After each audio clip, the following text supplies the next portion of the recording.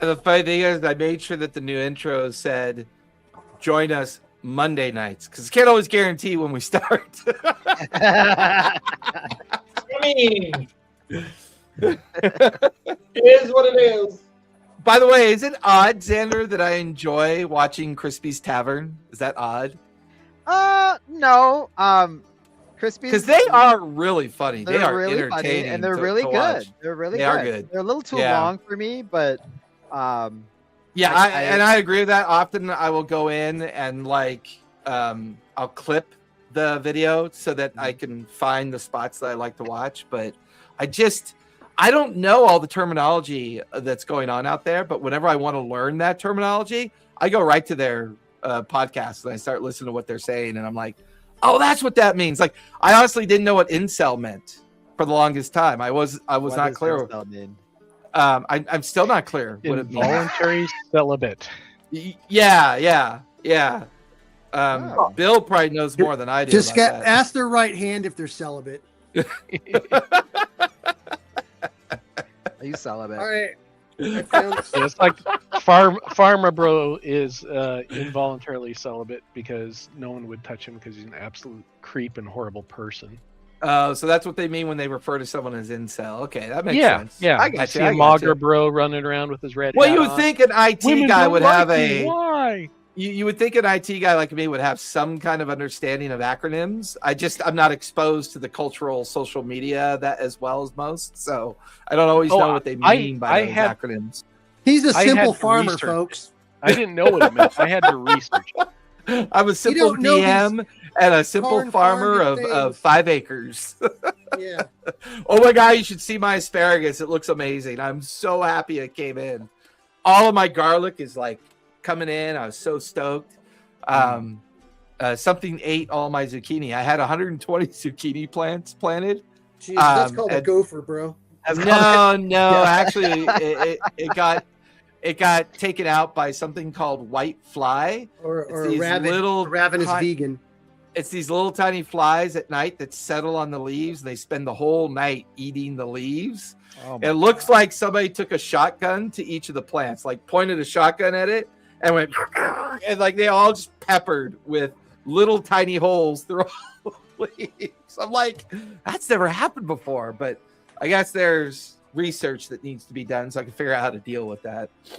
I feel like I may start a new podcast called the Idiot Farmer, where I just want to talk about all the stupid shit I did as I'm learning how to farm my market garden. I feel like they call that what the dummies, reading for dummies, farming for dummies. But I feel like it should be like the Idiot Farmer, because I'm not dumb, I'm smart, but I'm a pretty solid idiot when it comes to like making idiot decisions. How about green thumb up your ass? Your obsession with ass in every single title you gotta move on, Bill.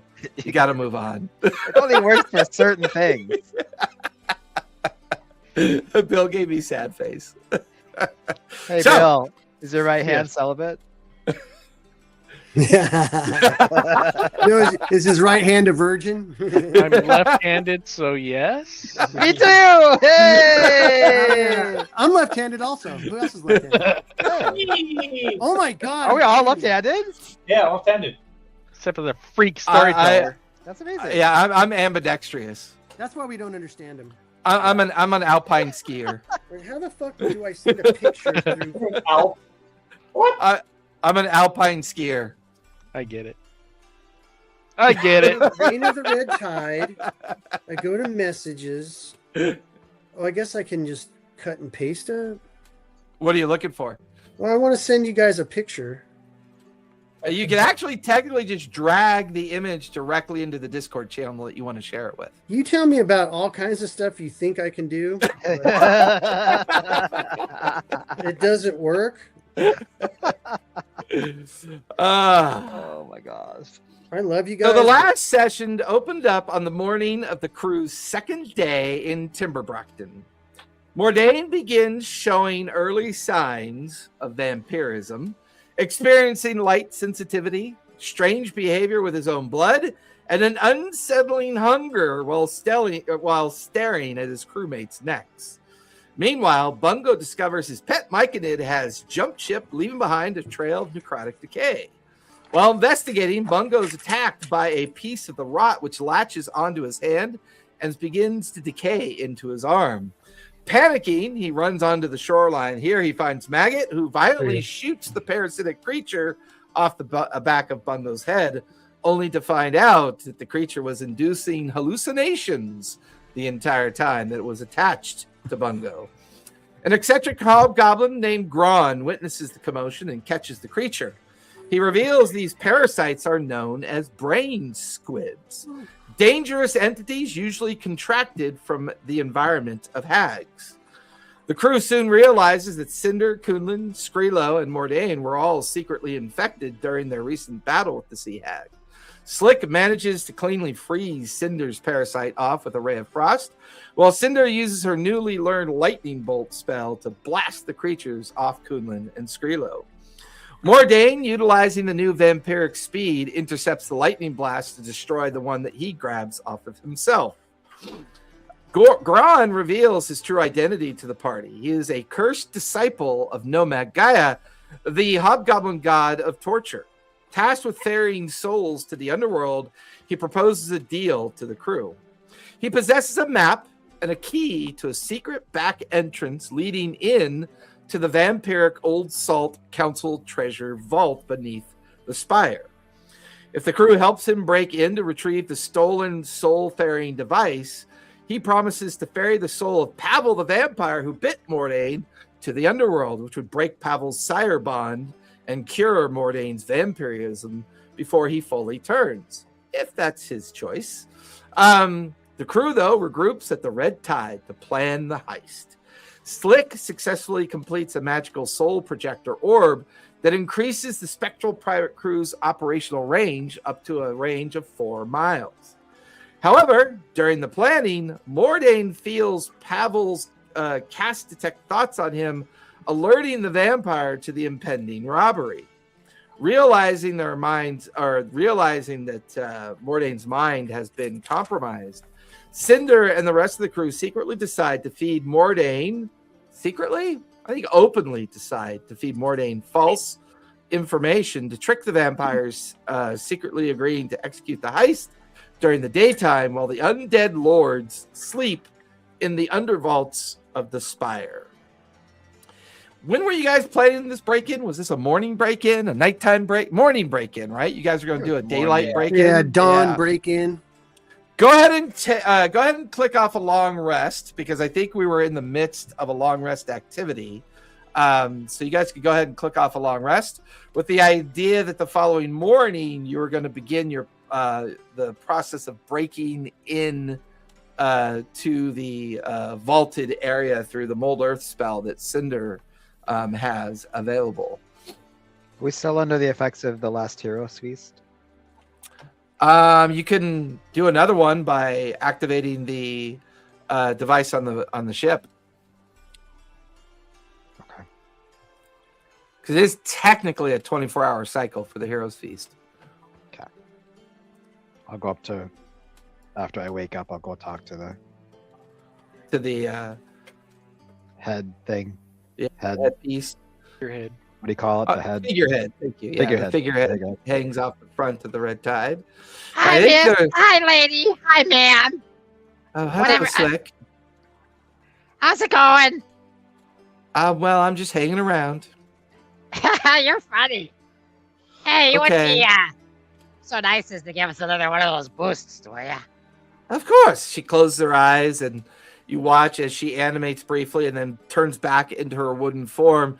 You watch as the glow of the ship kind of rolls back over, covering everybody. You guys are all now under the effect of Heroes Feast. I will drop it in the Discord to remind you what the effects are. Thanks, Gloria. We're going to go kill some vampires, steal from vampires, so we need that. I mean, we're going to go do some pirate stuff. Slick! Remember, she turns back into a figurehead after she does the spell. She can't talk to you anymore, Sleek. Oh. My name's Slick. Sleek is my crab over here. Wait, no, you're Slick. You're not Sleek, are you? I don't know half the time. I always get my name wrong. I don't know. Kula just kind of shakes his head, walks away. In the morning, Skrilo comes to find you, Mordain. Okay. Let me put Skrilo up. I thought I had him ready, but I did not. What? Where's Skrilo? Why is Skrilo missing? Oh, that's right. I didn't use... I'm an idiot.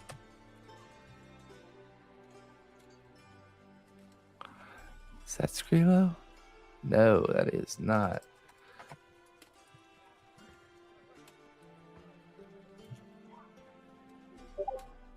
Huh. Skrilo has gone missing. Where did I put you?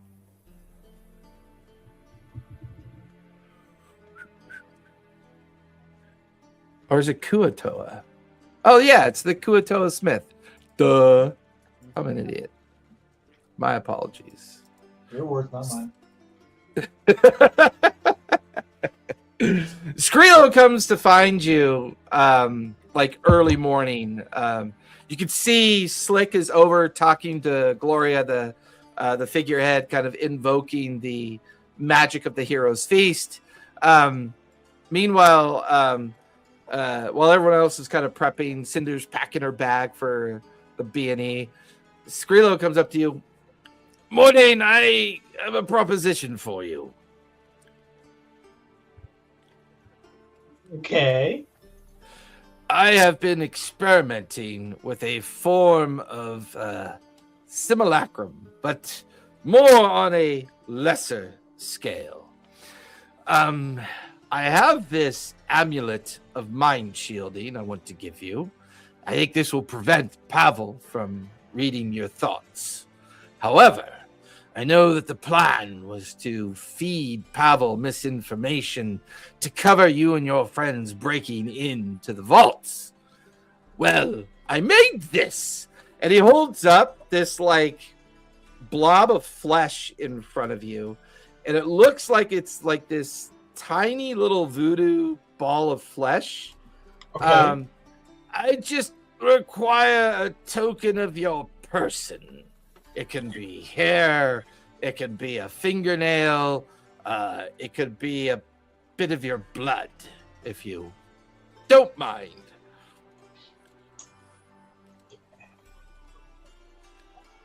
Why not a combination of everything? A little bit of everything. He's in a Well, nails and blood. oh, yes, There you go. gross. But okay, you like hand over, you pull off one of your fingernails and you pull out a chunk of hair and you kind of drip a little bit of blood onto the globule. You watch as Skrilo kind of holds on to a device in his hand. He begins to mutter this incantation. And before long, he creates this little 8-inch tall figure of you. But it's fully animated. So it's like, anybody ever see The Army of Darkness? When the little Bruce Campbells jump into his mouth.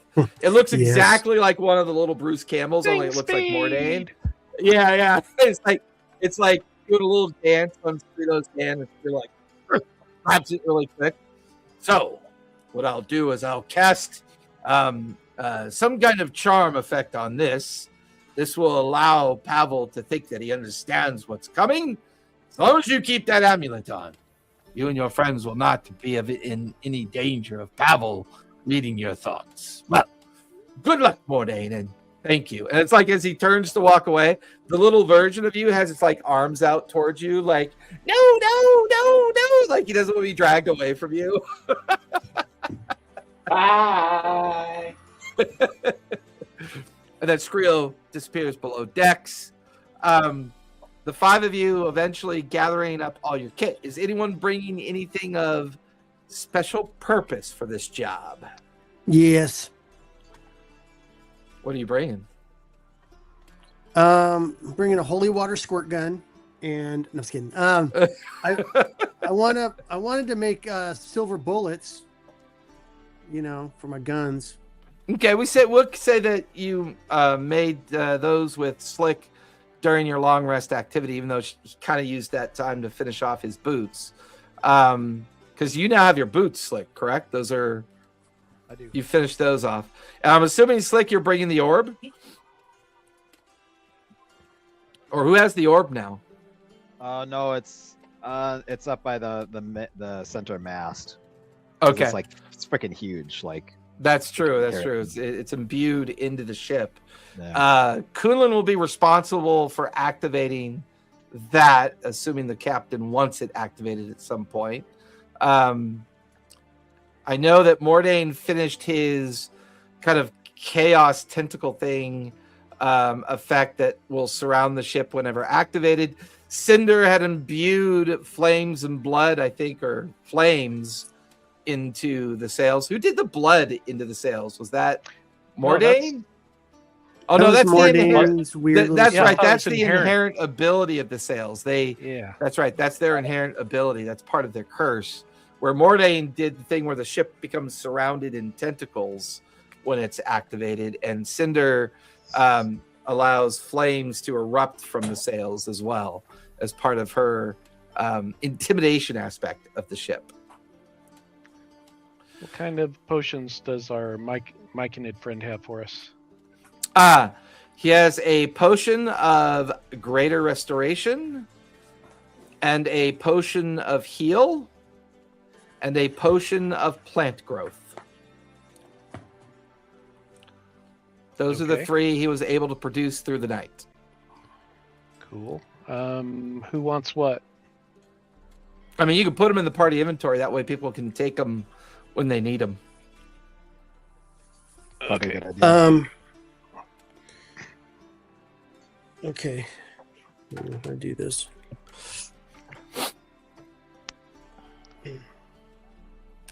The tender is being loaded up with all the kit and gear that you guys need. And one by one, each of you get into the tender. And the tender is now being rowed in the direction of the kind of bluff and coastal area below the salt tower. This is a much more kind of isolated part of the beach. No real sense that this is exposed to the town in any way, allowing you guys kind of a very kind of easy access. Unfortunately, access to the tower is roughly 150 feet up on top of the bluff itself. Otherwise, if you come directly from the town side, you have to walk through the town, walk through the estates, and get up. So the only egress that you have is that you have to climb, or unless you have other methods of getting up the cliffs, you have to climb up the cliffs to get to the backside of the tower. What if I just have Belfry ferry everybody up? You could do that.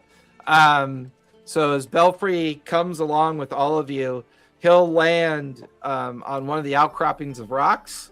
Everyone give me a group deception check with advantage because Belfry is helping.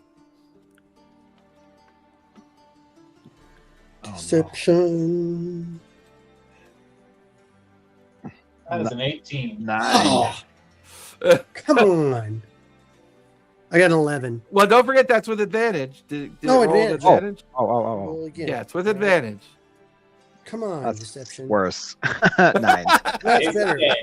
I got a 15. All right, so 15 for Maggot, 9 for Slick, which is about on par. What'd you get, Mordain? 18. 18. Bungo? Bongo. We can't hear you, Bongo. 18. Okay. Nice. Sorry, I'm Cinder trying to got do it. inventory at the same time. Potion of Cinder- plant growth? Yes. Cinder got an 18 as well. That's actually a pretty good average. I'd say the average is going to be roughly around 17 to compensate for that 9. How do you guys... So as Belfry... Who's going to be the first one that Belfry ferries up to the top area behind the tower? Me. Okay. So Maggot, you are first. Maggot, when you arrive, go ahead and give me a perception check while Belfry goes to head back down to ferry the next person. Did we have something in set in place to 18 for the to ask for the bell to be rung or for the crew to be summoned? Songs to be sung. I think somebody has to issue. Does anyone have sending? I think somebody had sending available. I thought. I had message, but that's only like 120. Yeah, that's only 100. I think Les did. Les had it. Yeah, I think Cinder has sending available. I will check the spell list. Okay. Can we make a sending stone? Just do it that way? I think that's more of a Slick thing. Can Slick do that yet? I can make something that puts a recording into a device, like a stone. But that's right. That's right. You do a illusionary recording into a Skrilo device. could. That's true. I No, got an Skrilo's not. iPhone Well, I guess 15. technically Skrilo could try to message you to see when you might need it. But let me check. Cinder's spell list. See if she has it. The new Ice Stone 15's coming out. The new Ice Stone Mac- 15. Maggot's it going to was- stand in line. Potion of healing, a potion of greater restoration, and a potion of plant growth. Correct. Okay, I put him in his. I put 2 of them in his custom items. No. She has access to the spell, but is not prepared. But it's known. So if she makes a casting roll, it's going to be with just her spell modifier, not her spell attack modifier.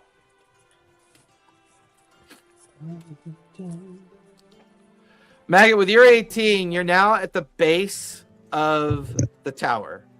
And sure enough, everything that Gorn had described is kind of the exact spot that you would need Cinder to do the mold earth effect to expose the secret chamber door that will take you down into the entrance of the vaults. Who's being ferried up next? The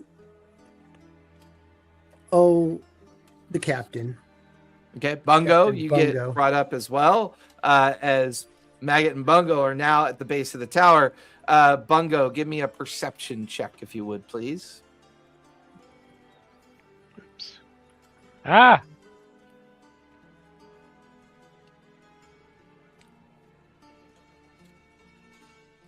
Nice. 20 not natural. Filthy 20.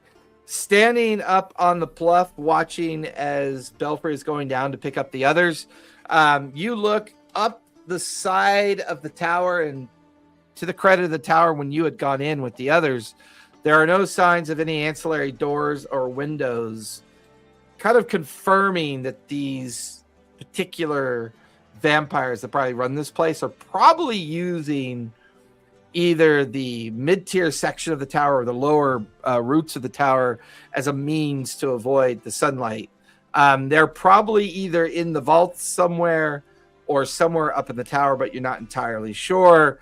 And you are able to confirm that what Maggot has discovered is the area that Mold Earth needs to be used to expose the chamber entrance that Gorn had shown everybody on the map.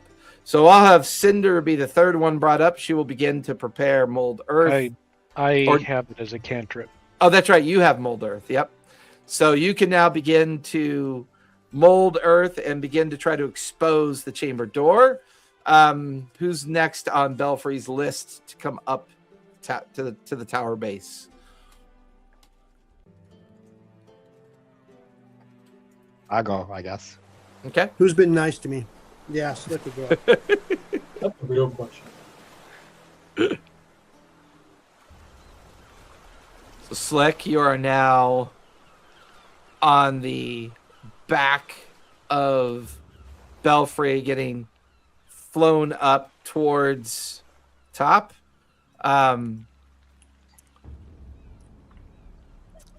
Slick, give me an insight check, if you would, please, on your way up the side of the bluff.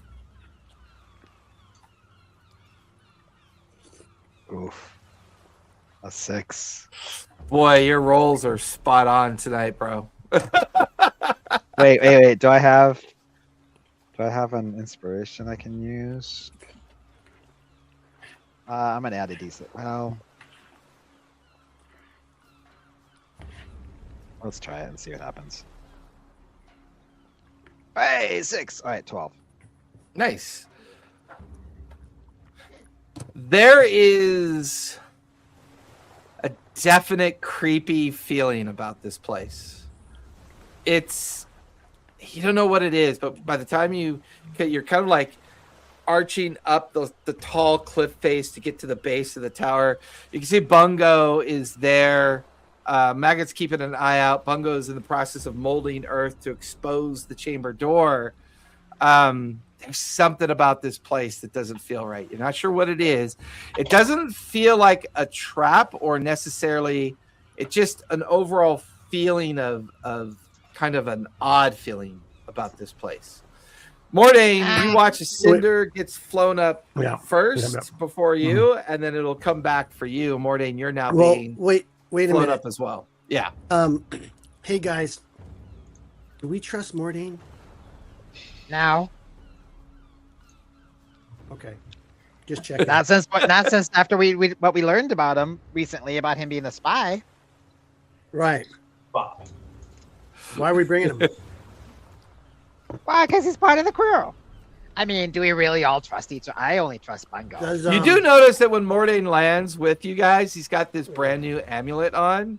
So the question is, Mordain, do you fill them in on what Skrilo did for you? I tell them what Skrilo... Not necessarily, because I don't want to try and get, like... I'm Keep in not mind, trying to find a way that this can block it, so I'm trying to find a way to communicate it in a way that's kind of like read between the lines a little bit. So he's really going to delve into the crazy. He'd be like, Gotcha. this is an amulet. It helps with the voices in my head, the things. It gives me reprieve to then be my own insanity. Somebody goes, oh, great, he's on Percocet. Should be fine. He's on Percocet. A little bit of a lithium amulet. Got to get me one of those. Okay, well, I don't know, Captain. This What did he just say? I don't even understand what he said. I heard the words. But... He said that this amulet helps him with the voices in his head so that he can have his own brand of crazy. Where did you What's get the it? world coming to, man? I left the goblin caves for this? Jesus. I left the goblin caves. Skrilo was kind enough to share this with me. Ah. My hometown. It's called Goblin Cave. Come on. Did he make it for you, or did he find it somewhere? He made it for me.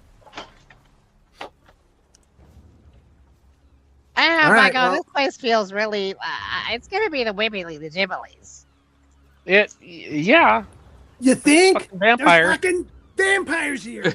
No, I know, but, like, something's just not right. It's just... It just Feels like a trap, huh? off. No. Feels like a trap, huh? I'm You know what's I'm not right? getting crap. I'm Fucking getting, vampires. Oh, and us. We're pirates, so there's Hey, that. remember that time when we went into the fire giant and I was like, fuck no? I'm getting those same kind of like... I don't remember that. Maybe this is what anxiety feels like. Oh my You god. need, you need alcohol. You What need fucking alcohol. fire giant are you talking about, buddy? Yeah. Oh, well, you went there, but Did you tie one on? Oh, okay. I wasn't there. All right. yeah, so we ended up taking care of it, but like giants was huge and I'm not huge. So but I'm getting that same kind of like Yeah, this is scary. This is scary. But okay. we have an ace up our sleeve, remember? Right. You know, most goblins die before the age of 7. You're Wow. beating the odds, Slick.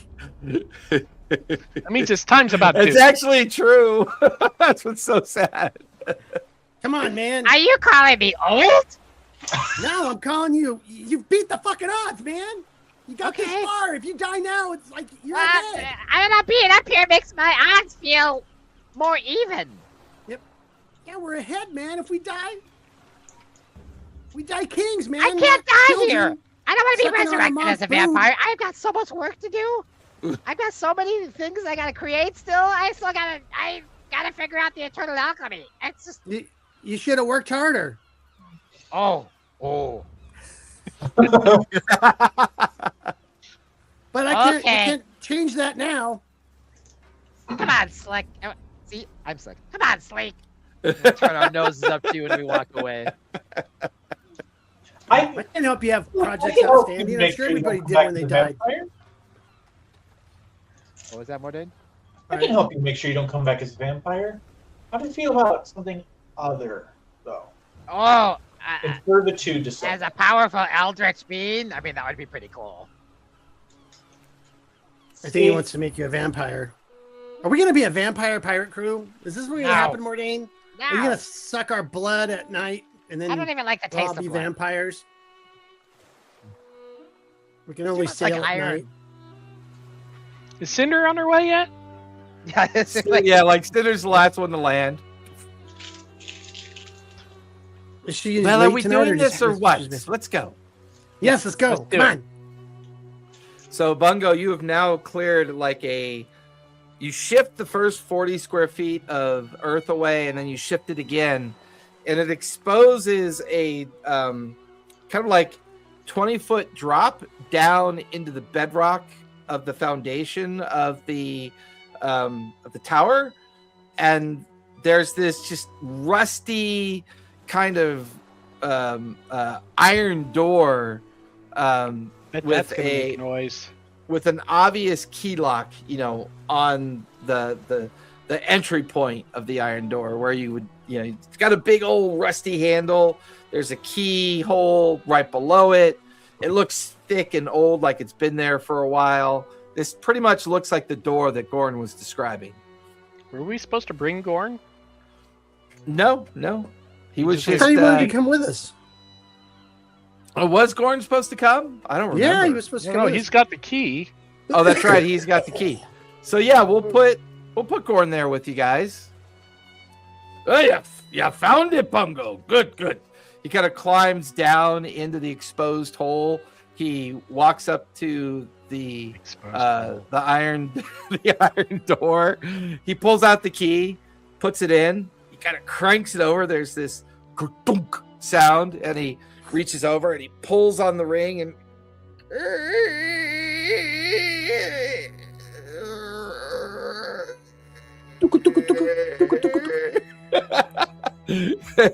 finally Maggot oils the hinges and it just softly opens up. You guys are now staring into a pretty well lit hallway. You can see that it immediately there's a set of stairs that go down about 10 feet. The hallway goes about 20 feet into what looks to be an open chamber. In the middle of the chamber, there's a pond, maybe about 40, 50 feet long, 30 feet deep, with some kind of weird protrusions coming out of it, rocks and moss and other plant life. You can also see directly across the pond doors to the right of the wall, to the left of the wall. You could also see double doors to your far right and double doors to your far left. So far, no sign of any immediate like anything moving, nothing nefarious. The feel of the chamber feels like it's well built, well constructed. Yes, this is supposed to be the main entry chamber into the backside of the vaults. Not really sure whether or not the main doors are here, but according to the map and what I believe there are storage rooms to the right and the left. I believe that far left door there goes up into a tower chamber, and that door to the far right goes into the middle tri-chamber of vaults. I believe that's the door that's going to lead us directly to where the vaults might be located. Okay. Is there a way we can where's the door that leads to the tower? Up there to the left. Is there a way we can chain it shut or something? Is So there why not? What's it look like? Can I use mold earth to seal that door? It's all stone. There's no. Does mold earth allow you to manipulate stone, or does it specifically have to be earth? Choose a portion of dirt or stone that I can see fits within a 5-foot cube. Yeah.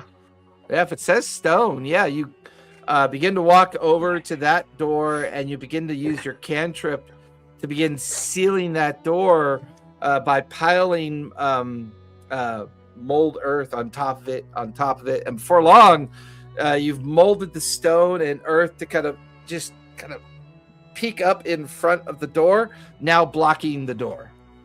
Awesome. All right. Okay. I'll go look at the other door, the storage area. Okay. Or The one to the vaults. far right or the one to the far left? The far Can we get right. a map on the screen or on Discord? God damn I it. want an interactive map that we can move our characters around on. I forgot to make it. I want to see. Ah! I want to see that. Good, no little combat. sword that I can pick up and use. I'll chop the other character's heads off. So we're guaranteed no combat because there's no battle map. Shh.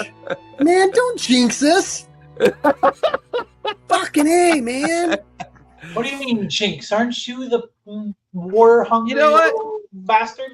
Let's have a. No, I'm talking good character. I'm talking out of old- character. Let's have a good old fashioned dungeon crawl. How about that? Yeah. I think that is definitely appropriate. Ivar and Jason. Vandenberg launch tomorrow between 7 and 11 p.m. For what? Vandenberg launch, I don't know. Is it a Those- probably a nuclear Starlink weapon. satellite? Nuclear weapon going to Iran. No, it's probably Starlink. Starlink. You mean Star Shackle? Star Shackle. Yeah, Star Shackle. All right. So here you guys are. In the future, all restaurants are Taco Bell and all employees are Amazon. So you know what? Let me put a stone. You're harshing my buzz, Bill. That's funny because I think Bill's the only one that's high. True, but I can go get high real quick. For you. No, I can't because now they want to make me a felon if I smoke pot and have a gun. So I can't do that. All right. So let's put the mold. I've never effect. done any kind of marijuana ever in my whole life.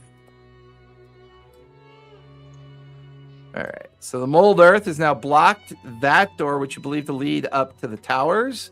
There is the left storage door there. There is a The map. The vault door here that supposedly heads into the main vaults. And Ooh, then a nice purple mushroom. storage doors here as well.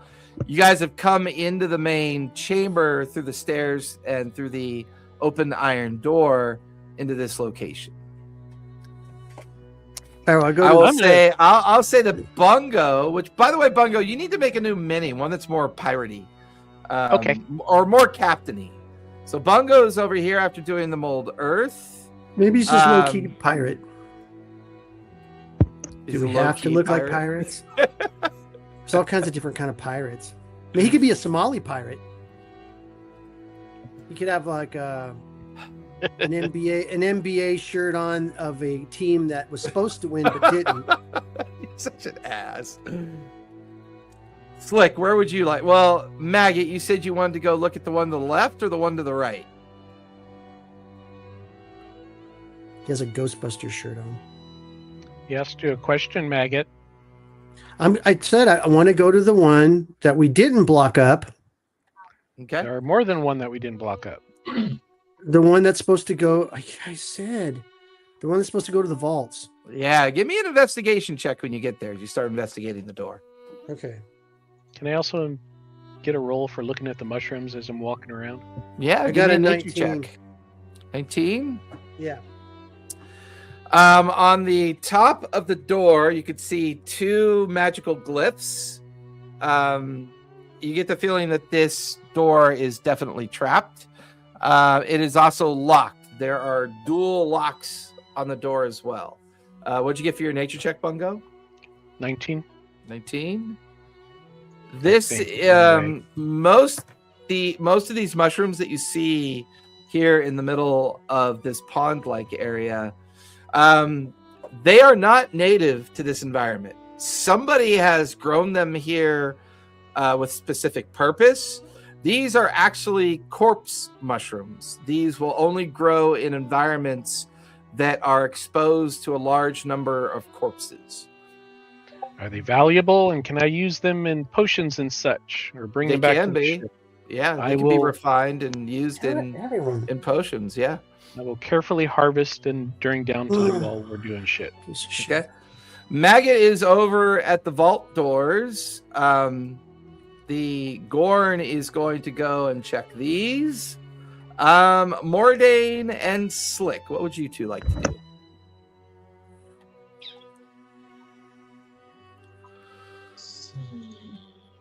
I am gonna keep an eye on Morden. Because I already am having his anxiety attack, and Hey, Morton, I'm gonna follow you, man. I'm gonna let's say the buddy system. Yeah, the buddy system. You Not that stay kind of with buddy. me. Not that kind of buddy. No. Also, stop looking at my neck. It's making me unnervous. It's just the way your collarbone, just so gentle. It's like a sculpture. he pulls out his antimatter rifle, and he's like, How about this collarbone? Yeah, you get a little closer, and I'll give you this collarbone. I like how your neck looks like a vagina.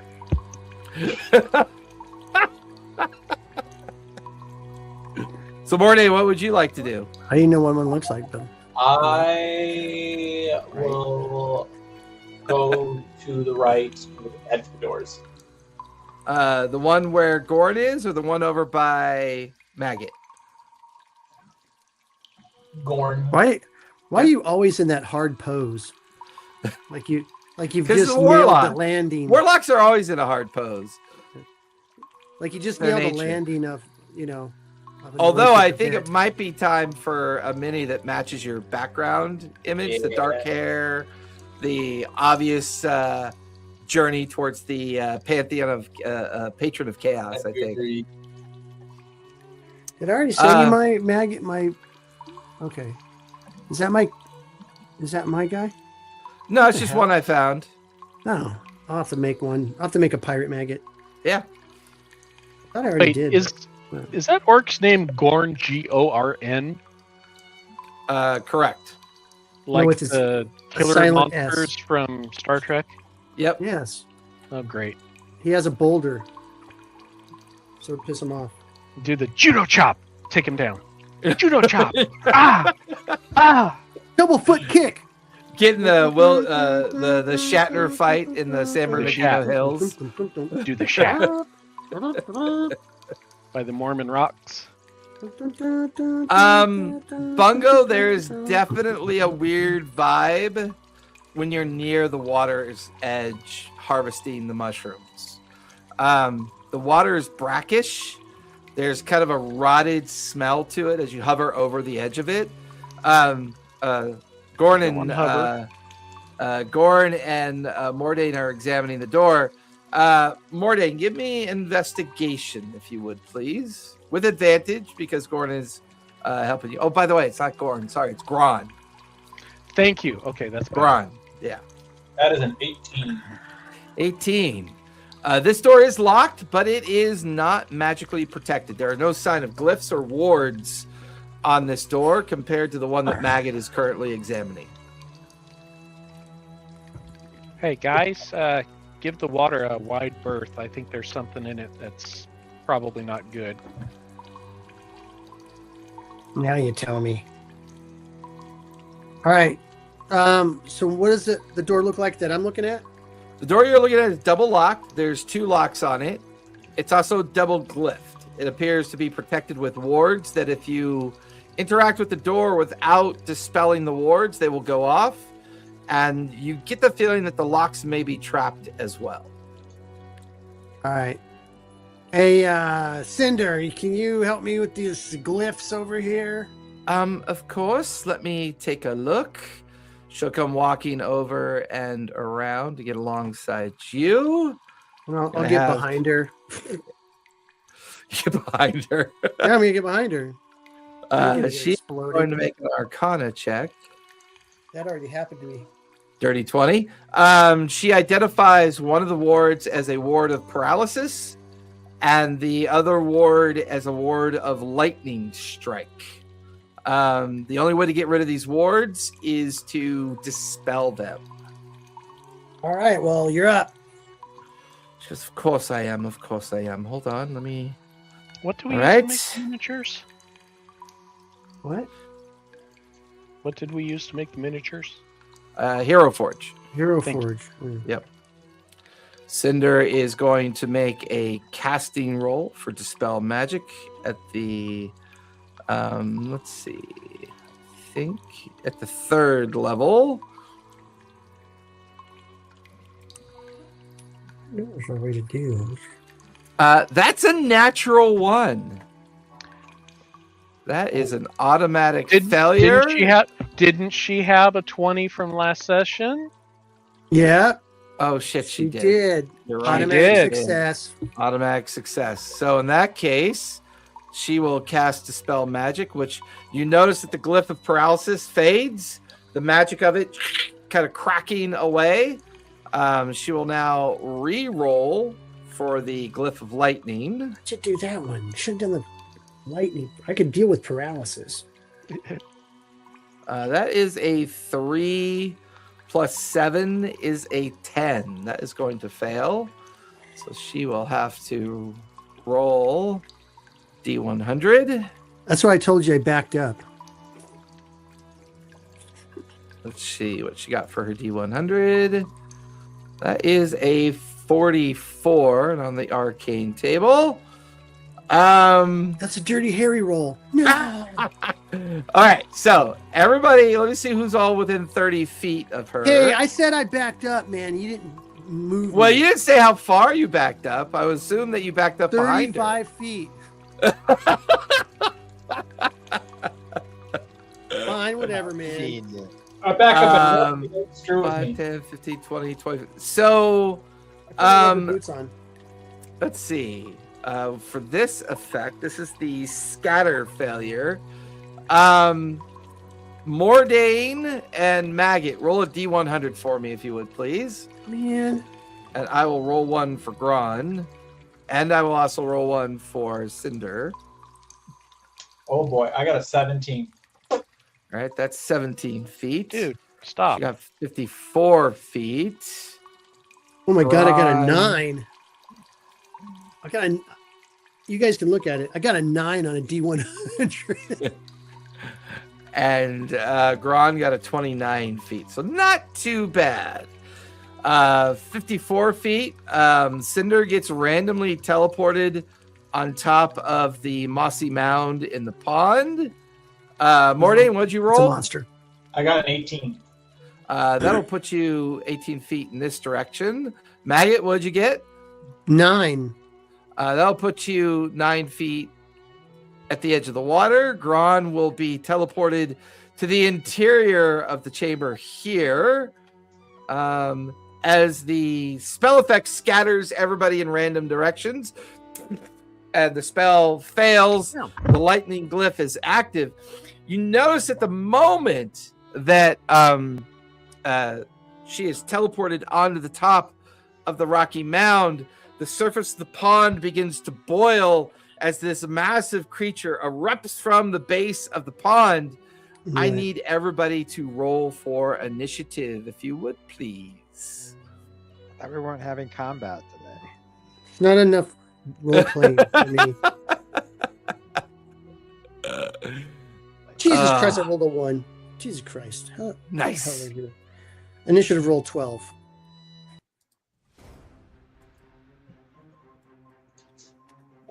All right. Did I roll the right die? Oh, no, because I just hit initiative. Yeah. It rolled the right dice for me, hopefully. Oh shit. Oh, man. You got a 1 as well? I got a 2 plus 0 for a nice dose. All right, let me roll for Cinder really quick.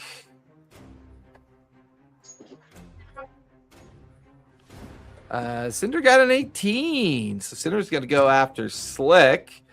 Maggot, you got, what was your total initiative, Maggot? 12. 12.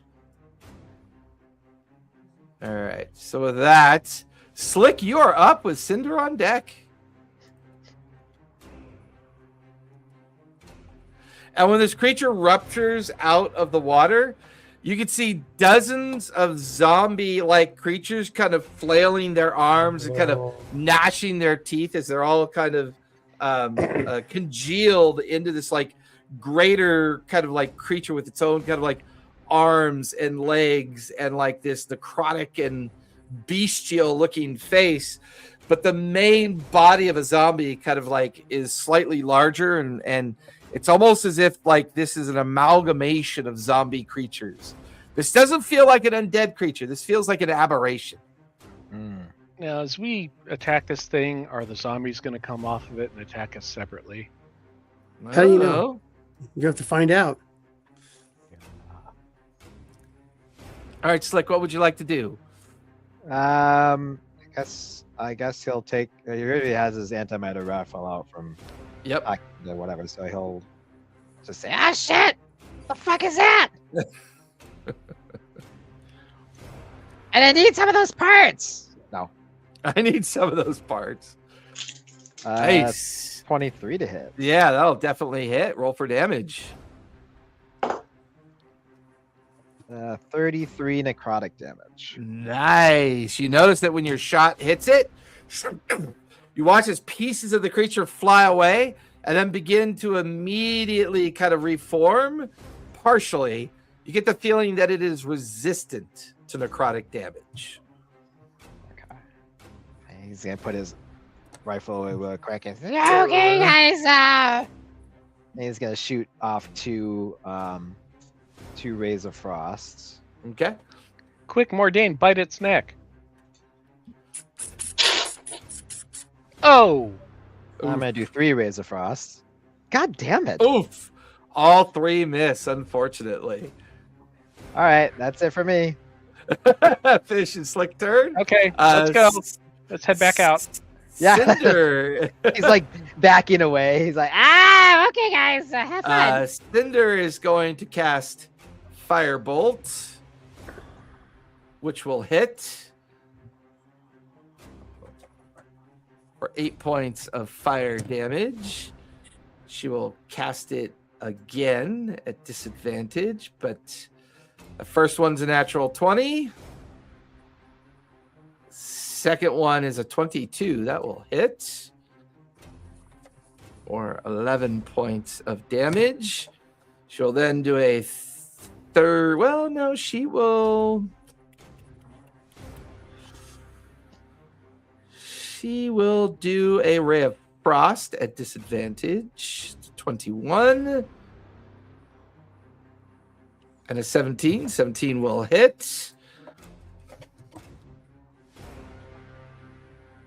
It's going to be 9 points of cold damage. And then for her final AP, she will move away from the creature, trigger an attack of opportunity. Creature will miss. So she's able to climb down off the mound, and she'll get over here besides Slick. That'll finish her turn. The creature is up with Maggot on deck. Creature has 3 AP left. It is going to turn facing Bungo. It is going to use its vomit acid ability on you, Bungo. Give me a dexterity save, if you would, please. 5. That will fail. You will take 18 points of acid damage. Then going to attempt to bludgeon you with one of its melee attacks. That is a 15 plus 7 is a 22 to hit. Yes. Go ahead and give me a strength save once it hits you. 15. That will just save as the huge club-like arm comes down to slam into you. You notice all the zombies like imbued into the arm.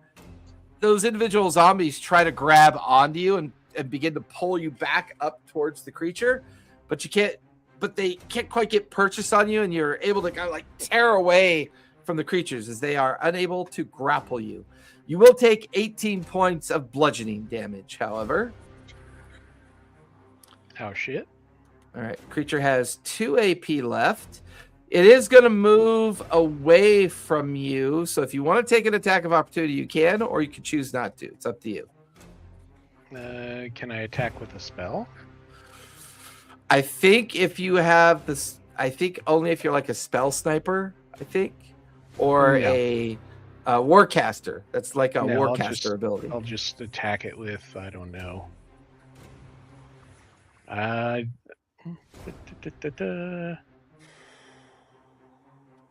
Dagger.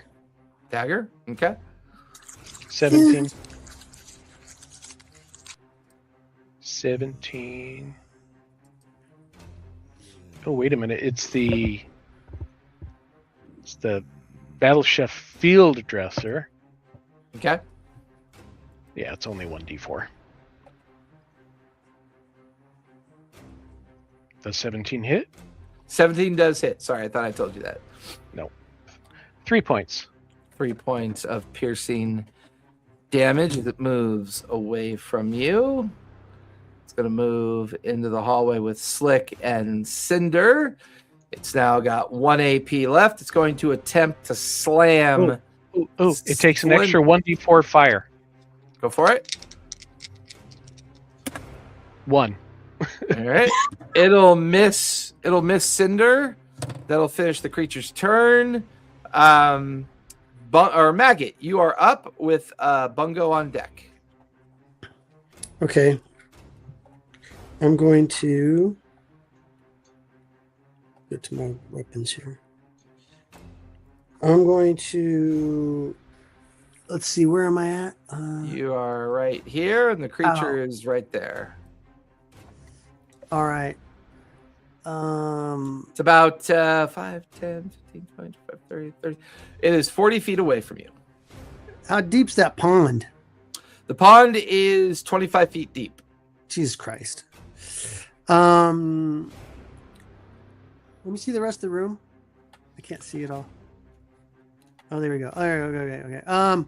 Okay. I'm gonna use a move, and I'm going to move up on top of those rocks in front of that door. That's the mold earth that Bungo casts. That's 1 AP to get up there. I'm gonna hide. 1 AP to hide. Go ahead and give me a stealth check.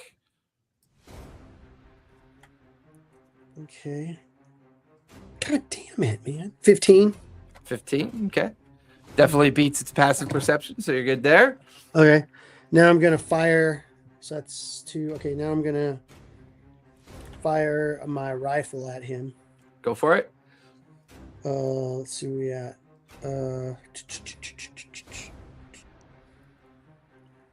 Plus 8.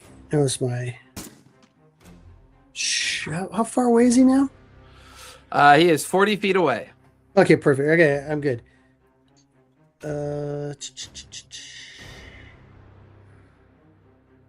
Okay. Let me do. Oh wait, I can just hit it with. God damn it! I want everybody to see my rolls, but it won't. It just keeps going back to self. So I'll go to. Must be because you're doing everything on an Apple device, you know. I know. That shade. All right, so here's my to hit.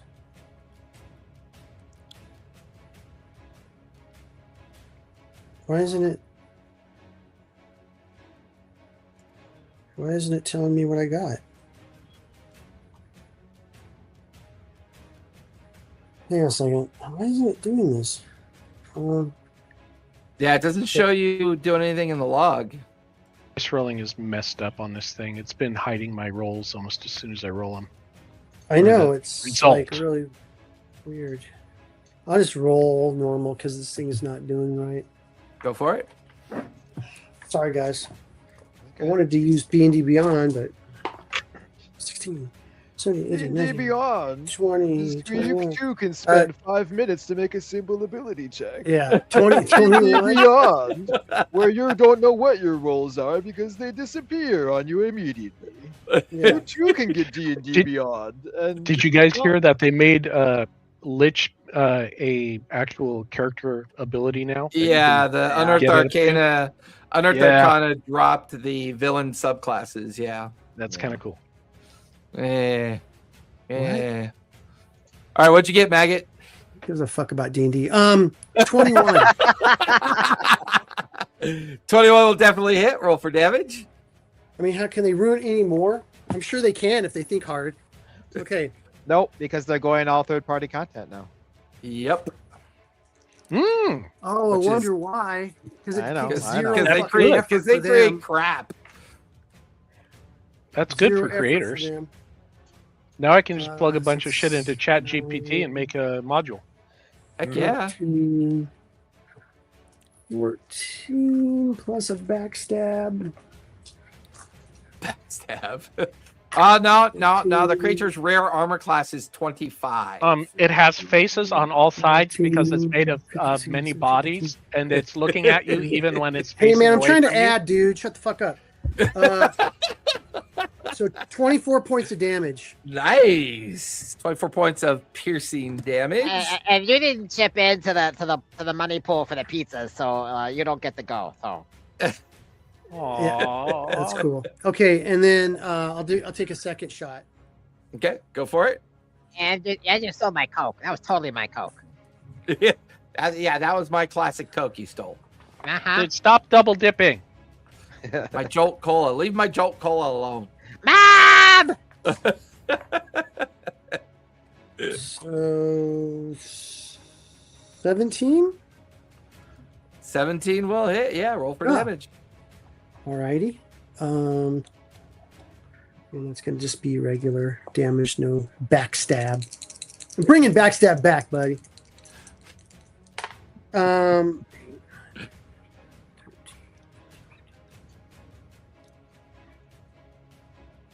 18 points of damage.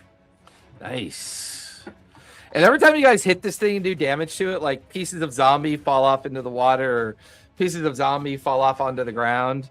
And kind of like the broken parts of the zombie bodies are still kind of wiggling and kind of moving about in this weird kind of like fleshy creature with all these zombies kind of like glued to it. It's looking a little bit rough. You're doing some damage to it. Okay, that's my. I think you have 1 AP left because it was 1 AP to move, 1 AP to hide, 1 AP to take 2 attacks. So you still have 1 AP left. Oh, that's right. I do 2 attacks now. I forgot. Yep. Okay, I'll take my my 4th AP and I'll hide. Okay, give me a stealth check. Okay. Stealth. Stealthy. Be stealthy. Still not doing it. God The damn dice it. are broken now. Yeah. No, I tried to do it with. Sometimes it's easier for that thing to count for me than it is to just do it myself. What am I rolling? 20? Oh, a 19 plus 11. 19, 20. So I got 30. Would I you got get 30? A 30. Nice. You just got to slink back down into the rocks, kind of pulling the gravel and dirt over your body. He just melts. You do like a Homer There's Simpson into the There's like a rocks. scopes, like a bush on it. Well, Right. that'll finish Maggot's turn. Bungo, you're up with Mordane on deck. Okay, Bungo casts Spark Skin on himself. What's wrong with my dice? Go ahead and give me a spell casting roll. And it is a 2nd level spell. So you need 12 or higher. My dice. Yes. Spell goes off. You now have bark skin that kind of forms all over your body and then magically kind of fuses into you. So I believe your armor class goes up. 17. Nice. Is there So a way you still have one see if I AP can't- left. Do I get to actually click the cast button? Does that do anything? We don't use spell slots anymore. That's all that does. Oh no, I thought maybe it would update my character sheet for 17 AC. So let me write It might. down. Yeah, it could. Yeah, it might. It did not. cast. Oh, okay. It did not. You never know with D&D Beyond character sheet. Half the time, it's just the joy of wondering what it does and how it works. It's magic. It's magic. It's like magic. Because else. you used a AP for a What else, reactionary attack on the creature, you have 1 AP left, Bungo. What? Whenever you do a reaction, it burns an AP. So that's why I asked if you wanted her to do it or not. So you've got 1 AP left. Mm-mm. And remember, cantrips are 1 AP. You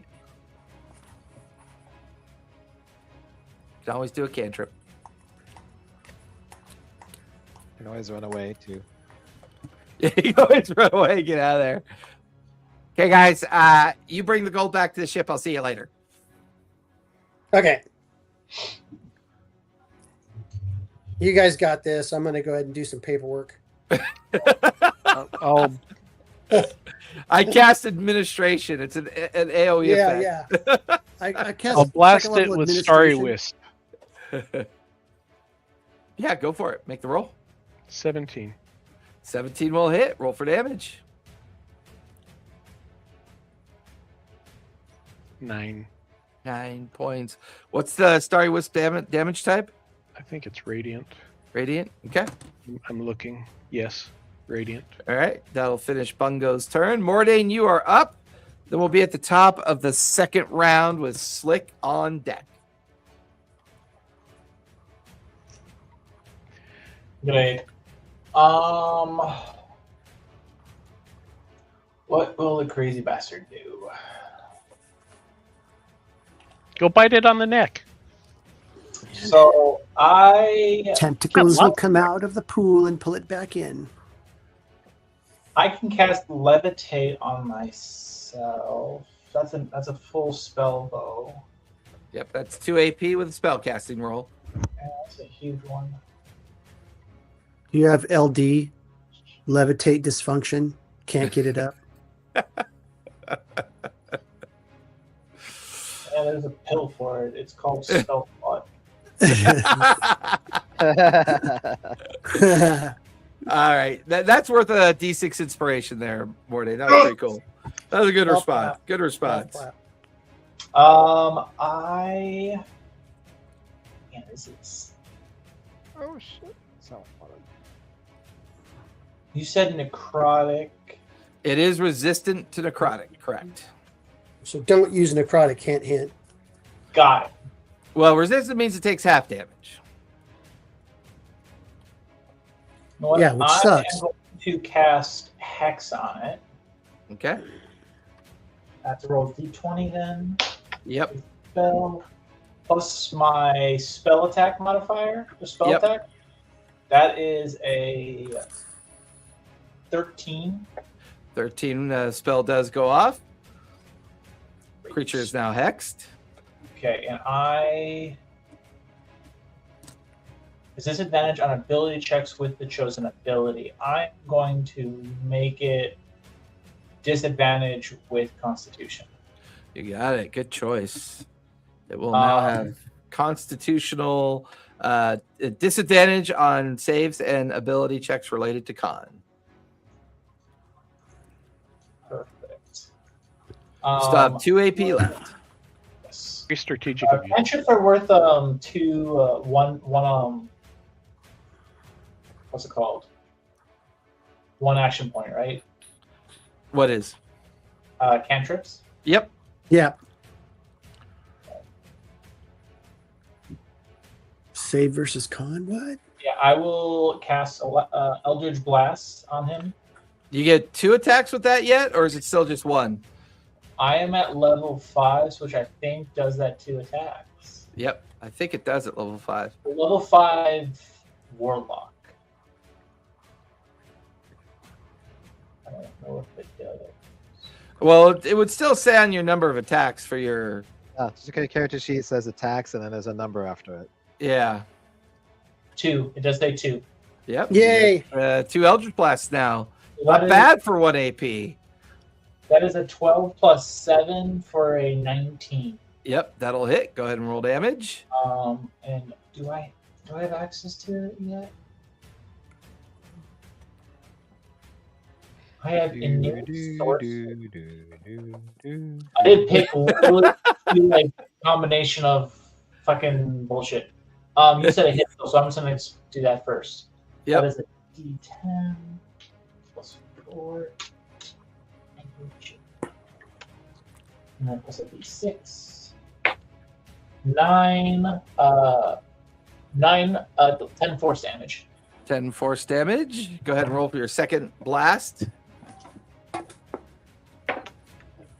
Ooh, that is a natural 20. Nice. That's automatically Yay. 10 points of force damage. Roll the d10 and add your modifier to it. Because I'm doing hex, does that double that as well? Or whatever the case?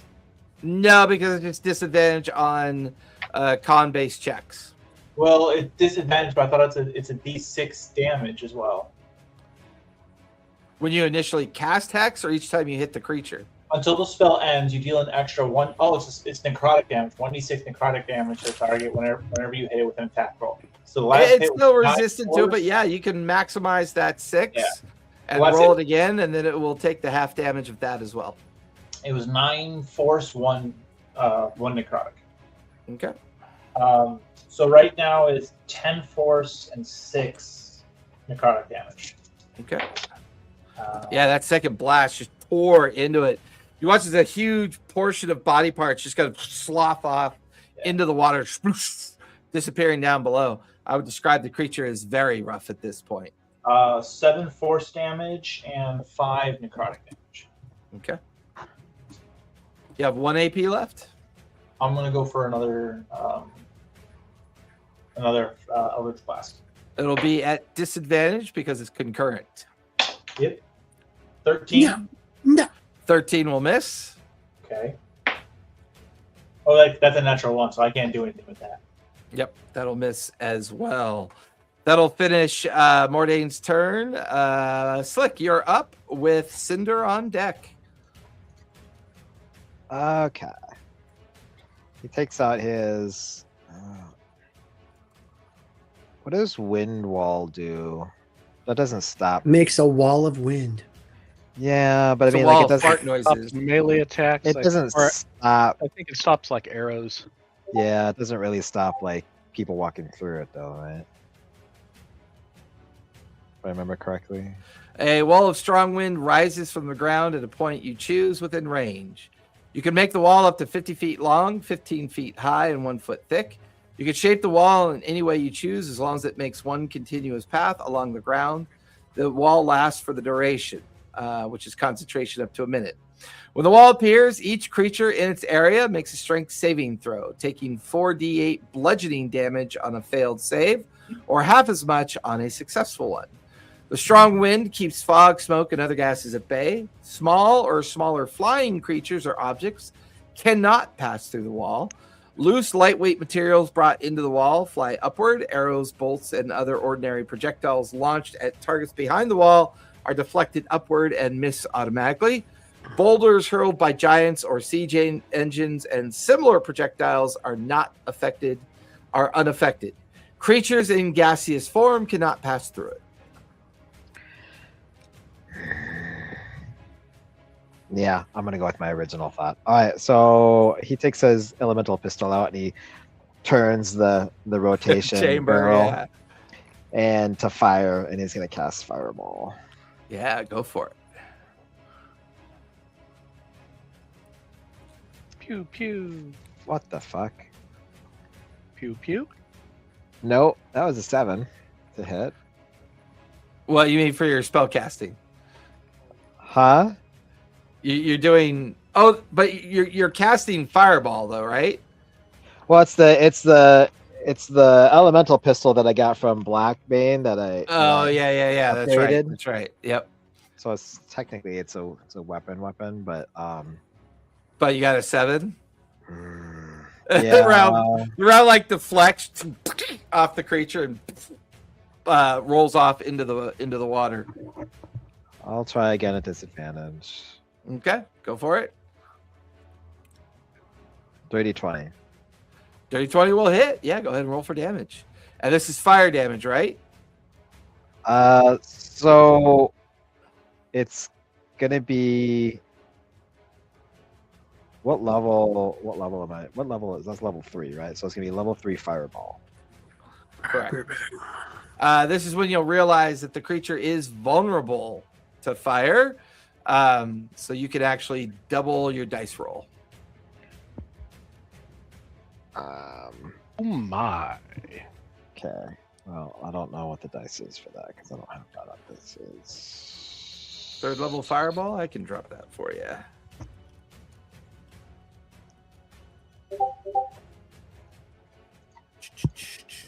eight d6. Yep.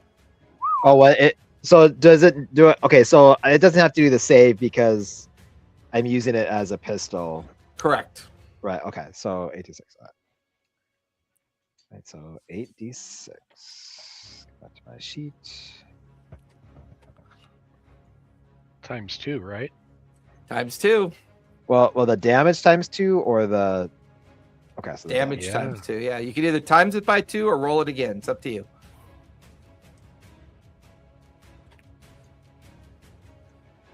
That is going to be 42 times 2. Ooh! What did you roll for your 8d6? I got Well, you said 42, so I'm guessing 42. a 3, a 6, an 8, a 6, a 1, a 6, a 4, and 8. Which is not 42. 3 plus 6 plus 8 Nine. plus 6 plus 1 plus 6 plus 4 plus 8. 39. Okay, so 39. So D&D Beyond's being janky again. Great. Well, but can a d6 roll an 8? Oh, wait. It's Did I say 8d6. But 86. Oh, I did 88. Oh. go ahead and Damn. re-roll 8d6. I usually have pretty good fast math skills. I was like, that's weird. Okay, 8d6. There we There go. you go. 29 times 2. 29 times 2, that's going to be 58 58. points of fire damage. Creature immediately erupts, explodes, casting body parts everywhere across the water and the floor. And these writhing body parts begin to kind of slowly drag themselves back and disappear back into the water as the creature is destroyed. And there are body parts on the ground, all of them slowly crawling back towards the water. This will drop us out of initiative for the time being. I just do the That was gross. on the bungle thing. On the barrel. Nice. Can we hurry Nice this up? shot, Slick. Thanks. You guys can hear doors rattling. These doors immediately burst open as Gron comes running into the main chamber. What's happened? What'd I miss? Big giant zombie blob came out of the water. Ah, shit, that would have been cool to see. Well, you can still see it. It's crawling back inside the water in pieces. Let's Don't get into suppose this you vault can- door. Don't suppose you have healing magic, do you? No, I don't. No, I'm not that kind of wizard. Ask your little fellow over there, you know, druid. Doesn't he have healing magic? Yes, That's I you. do. Yes, it is. Heal yourself, Bungo. Heal thyself. Heal thyself. Heal thyself. Or maybe Slick has some kind of ointment you can rub on your paper cuts. Okay, so I'm going to do a level 1 heal on me. Give me a spell casting roll. You need 11 or higher. Yeah, we're good. Okay. And cure wounds. 10. Okay, that's better. I feel better. Mostly. Gron is going to do a spellcasting roll. His will go off for Dispel Magic. He will get rid of the second glyph. However, the doors are still trapped. Would anybody like to try to sleight of hand and deactivate the traps? Sure. Slick, you're going to head on over to the double doors. Maggot? Maggot, unfortunately, is lost in the depths of the gravel and rock of your mold earth. Sorry, Maggot. 2. I take my like tinkering tools out. Start Safecracker.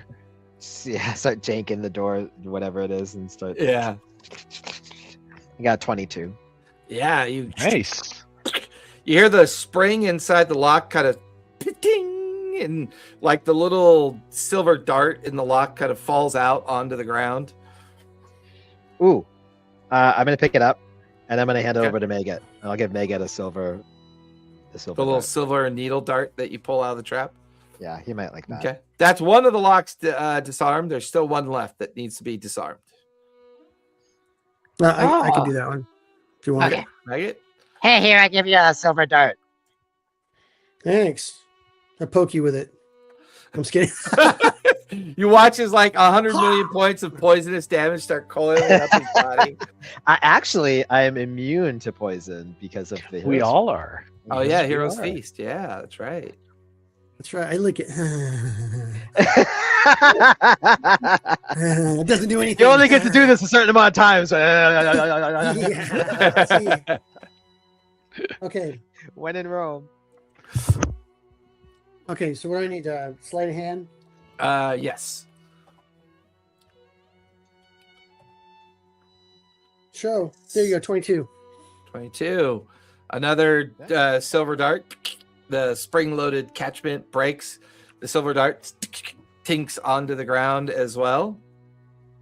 Okay.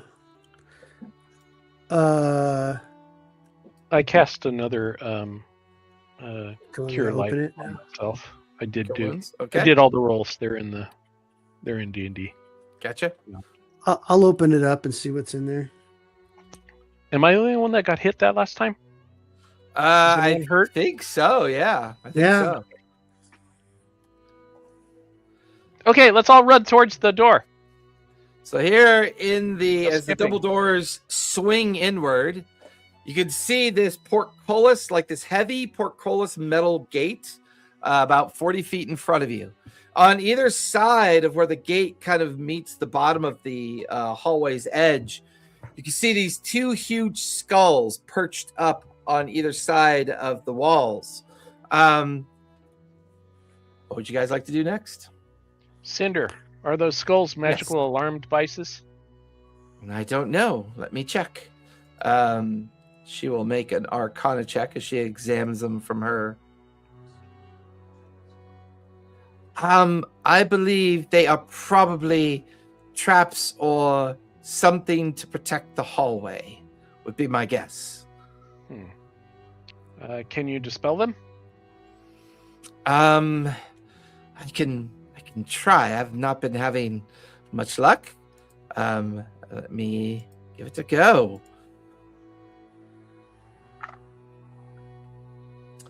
Eight plus 7 is 15. You watch as she focuses on the skull to the right. The dispel magic goes off. The skull immediately begins to crack. And you watch as this weird kind of fluid pours out of it.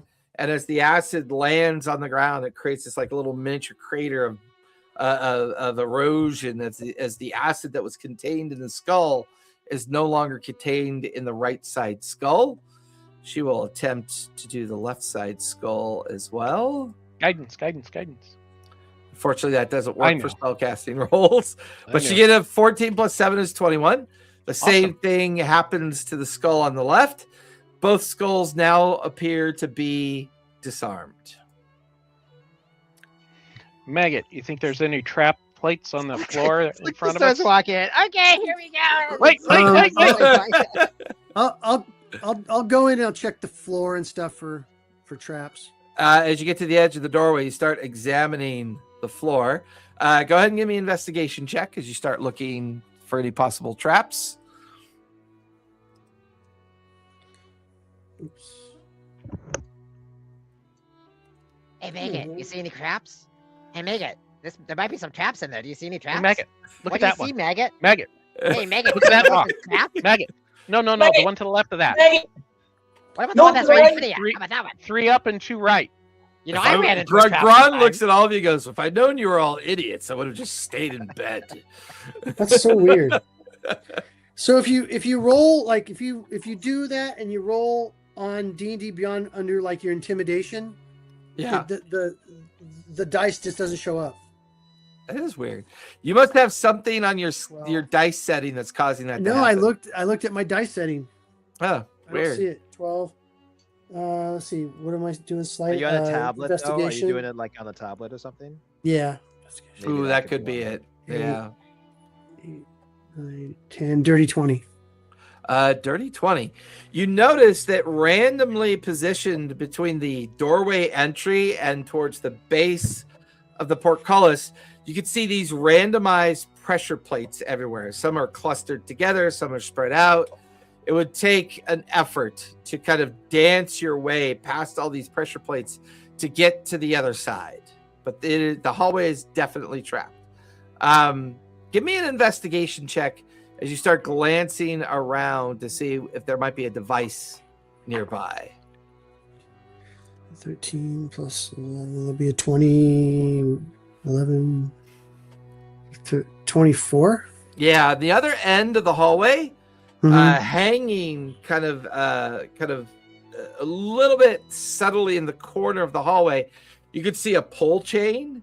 You get the Mhm. feeling that chain would disarm the pressure plates, but somebody's gonna have to get to the other side of the hallway to be able to do that. Damn, I can't meta it, but wait.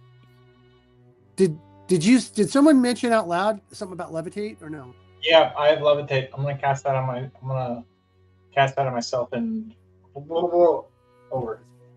Okay, go ahead and give me a spell casting roll. Make sure the spell goes off. I got an 18. That would Nice. give me a 20 something. This goes Yeah, by. you levitate down the hallway. You reach out, you pull the chain. Give me a strength check, if you would, please. Ooh, here we go. -1 for 17. Still pretty good. DC 15. You heave, put both your hands on it. You hear this heavy kind of like kerthunk sound, just as all the pressure plates are now locked into place. The hallway trap is now disarmed. Okay, I'll stroll down. Okay. Come on, guys. As Magus showing down, I'm like, Hi-ho. I wouldn't do it. Give me your money.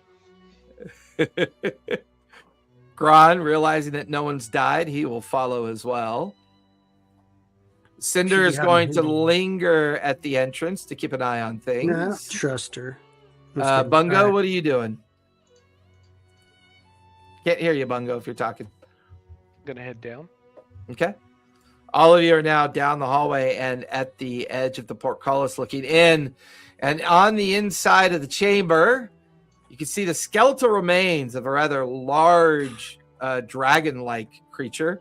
It seems to span the breadth of the chamber, including into the next chamber as well. There are numerous coin spills and treasure piles. In the left chamber, you can see 2 orcish zombies kind of just like standing there in like catatonic states, not really doing anything. Otherwise, nothing else that you can see in the chamber.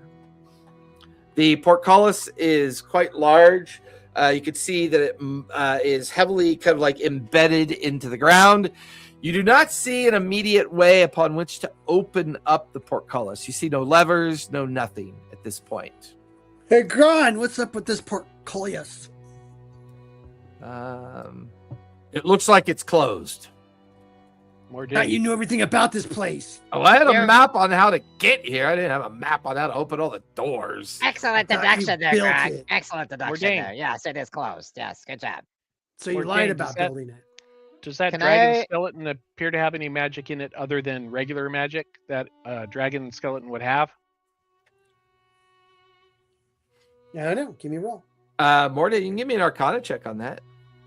While he's doing that, can I have Sleek go in through the holes and kind of Yeah. go inside and like scout around? His little crabby form goes in, and you watch as he starts climbing up the coin pile, looking around in different directions. There's huge coin spills in the other two chambers. The chamber to the left has got a huge coin spill with just the two orc zombies in it. Have him give me a perception check as he's kind of taking in all the activity around him. Oh my god! Hey, where's that guidance? Guidance. Was it There you D4? go. D4. Teamwork makes the dream work. So that's an 8. An 8. There is something odd about the coin spills, but other than that, Sleek doesn't see any immediate threats. But he also Okay. doesn't really see any way of opening these portcullises either. So he doesn't Um, see like a lever or a. not on the interior of the chamber, no. Mordain, what'd you get for your Arcana check? 15. There are no magical glyphs, markings of any kind. As far as you can tell, it looks like just the kind of bony remains of an adult dragon. Okay, I convey that to everyone. Okay. Okay. I'm gonna look at it more closely, see if I can find a way for it to open. Okay. Give me investigation or perception. Your choice, Maggot. Okay. I'll do perception because I got 17, 18, 19, 26. You get the feeling that these portcullises are meant to be opened by magical means or by telekinesis. All right, that's some magic shit, man. Because there's no secret or obvious physical levers anywhere that you can see. So it's more than likely that the vampires, when they gain entrance into the vault, they're probably using a magical ability to be able to do it. Cinder. She's down the other end of the hall. What now? We can't get into the portcullis Well, what makes you think I can do it? because you're magic. Well, can't you just have Bungo mold earth a little divot in the hallway to go underneath the portcullis? See, I that's was why we brought literally you along. I was literally thinking that, but I was like, Well, he Okay. said it. then that's what I do. You were thinking it, but she like- said it. Duh. You watch as Bungo begins to cantrip mold earth at the edge of the portcullis. He creates like a crater that's about maybe 5 feet deep, 5 feet wide that forms underneath the portcullis. So one by one, you guys could each try to crawl into the chamber if you'd like to. Okay. I got gold Yep. fever now, so you can see like I have a demonic look in the I've got gold. eye. I'll open up the portcullis to make it easier for you guys to get in. So we'll say Maggot goes in first, crawls underneath the divot. Who goes in next? I'll go I'll second. go. Nobody. All right, Mordain Y'all will just wait to see levitate what I do. underneath and come in. Okay. Bungo following up as well. Gron can't resist all that coin spill. He'll go in. Slick. Lord. Sure, I guess I'll go in. Okay. I'm not touching the gold. I am looking around. Yeah. I am So as you look actively around, you investigating. notice that the portcullises in here all seem to be kind of similar setup. However, when you look to the right, meandering in this chamber that you couldn't see before is an undead T-Rex, kind of Nice. just kind of like harmlessly walking back and Yeah. forth between the two walls, just mindlessly, traipsing through. Hey, nobody the gold touched pile. nothing. Nobody touched nothing. You then notice in the far chamber, you notice there are a group of zombies in that chamber as well, kind of just milling around. Kind of, you could hear their groans and their moans kind of emanating from them as well. And even though you could see two of the orc creatures in here, you see stumbling about another one of those shambling zombie creatures as well, along with more of the orc zombies. But they don't seem to be alerted to you guys. They just seem to be trapped or contained within these chambers. Guys, don't touch anything. I think those gates are going to go open as soon as we touch something. All right. I'm going to go over to the... Braun goes, that's ridiculous, and begins to go into the coin spill to try to... No, I'm just kidding. Shoot him in the head. Okay, I just hit him he's in the head. He's I'm gonna go enamored. I'll say that Gron will actually walk over to this chamber as he is just gobsmacked by the fact that there's an undead T-Rex being contained within there. I'm going to follow him over there, Okay. and I'm going to mold earth the stone up onto the portcullis to try to lock it in place. Ooh, I like that. That's going to be a pretty... Which hand do you use? Let's see. My left. my left, right, left. Damn. All right. As you mold earth to block that section of the portcullis, I'll actually put that on the inside to block it. And then I will go to the other side and do the same. Light the heat. Okay. So you doing it to all three then? Yep. All right. Are these cantrips? The mold earth is cantrips. It absolutely is. Clutch. Nice. Good job. Now we touch Okay. No. I Scrooge McDuck right into it. You take 84 points of bludgeoning damage That's it. as it is solid and not a Actually liquid.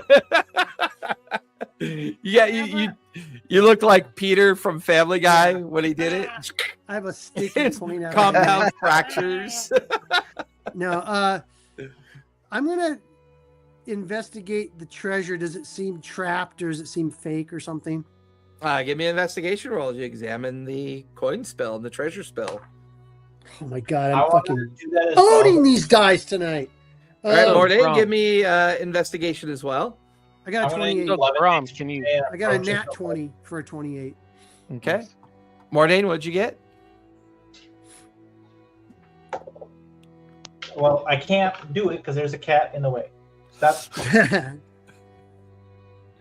And I wish the cat had helped stop the dice there. Investigation. Yep. That is an 8. 8. Morty, you don't necessarily pick up anything other than this looks like a very large pile of coin and other bits of treasure and stuff here. I mean, it kind of matches Gron's description and it matches the eyewitnesses of the two kobolds over at the barnacle.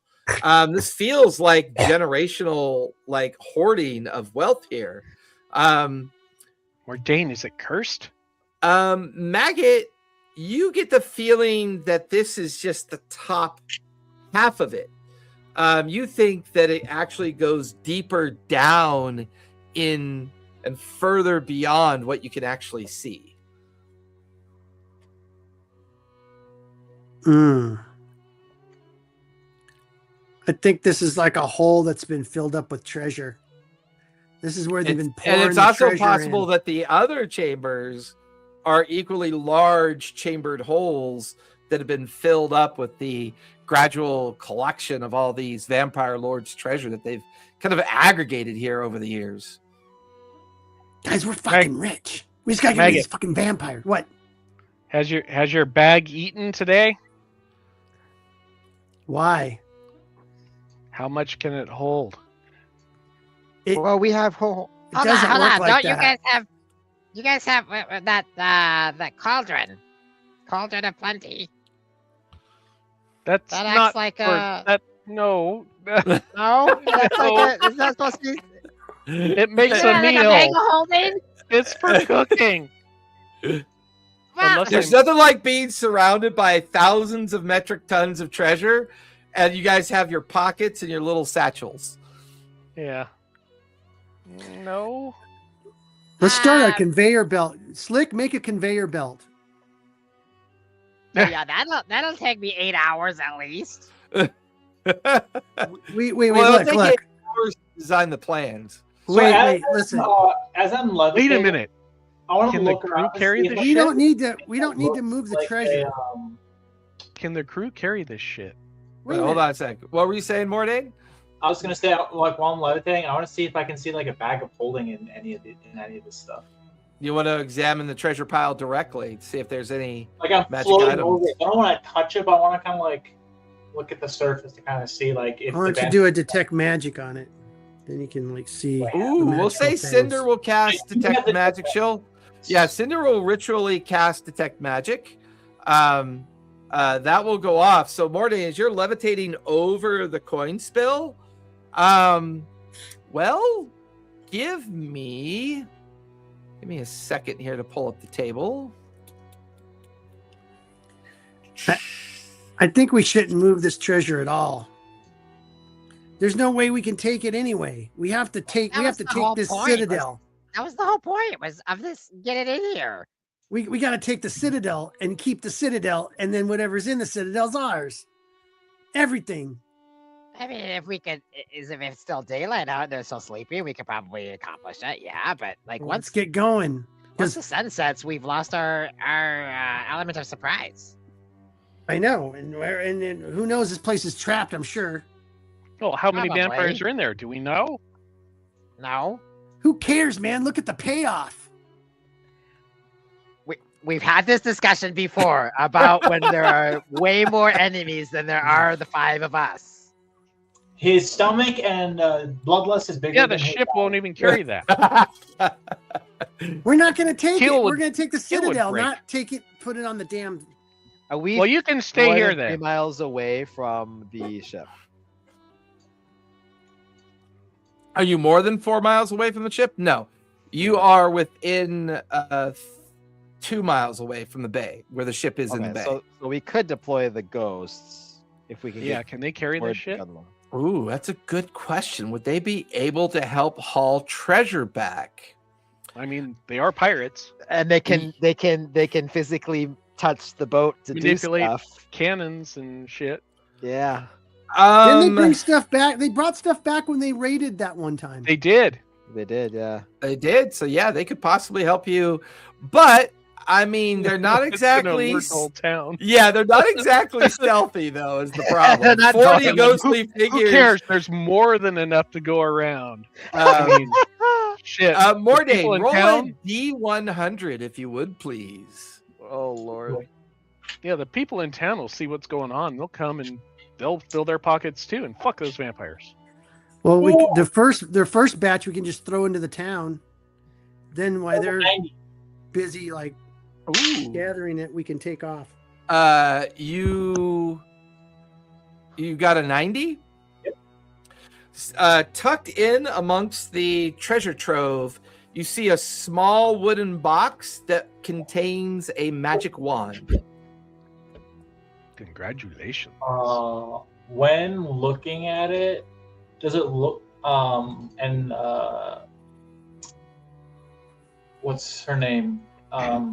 Cinder? Cinder, sorry, is looking at doing the detect magic. I want to confer with her to see if there's any magic on it. It is definitely a magical item. It's glowing a school of evocation magic.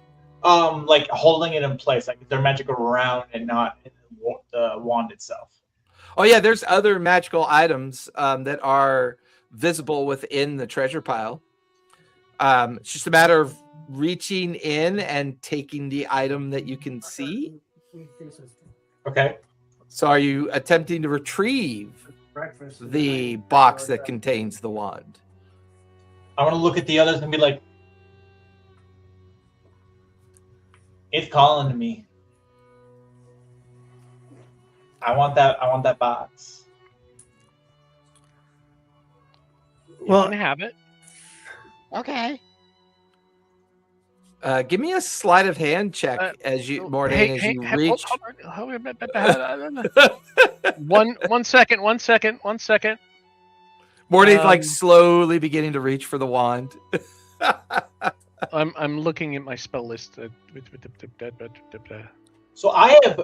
Is this thing less than 5 feet or 5? I mean, you're levitating right above it, and it's like right within your 5 feet of your grasp. Ooh. I mean, you could just easily reach out and touch it and take it. Because I can do mage hand as well. Yeah, it still requires a sleight of hand check, but you could do mage hand, sure. Okay, never mind. I keep thinking guidance is something else. So while Mordain is fixated on that, Bungo, roll a D100 for me, if you would, please.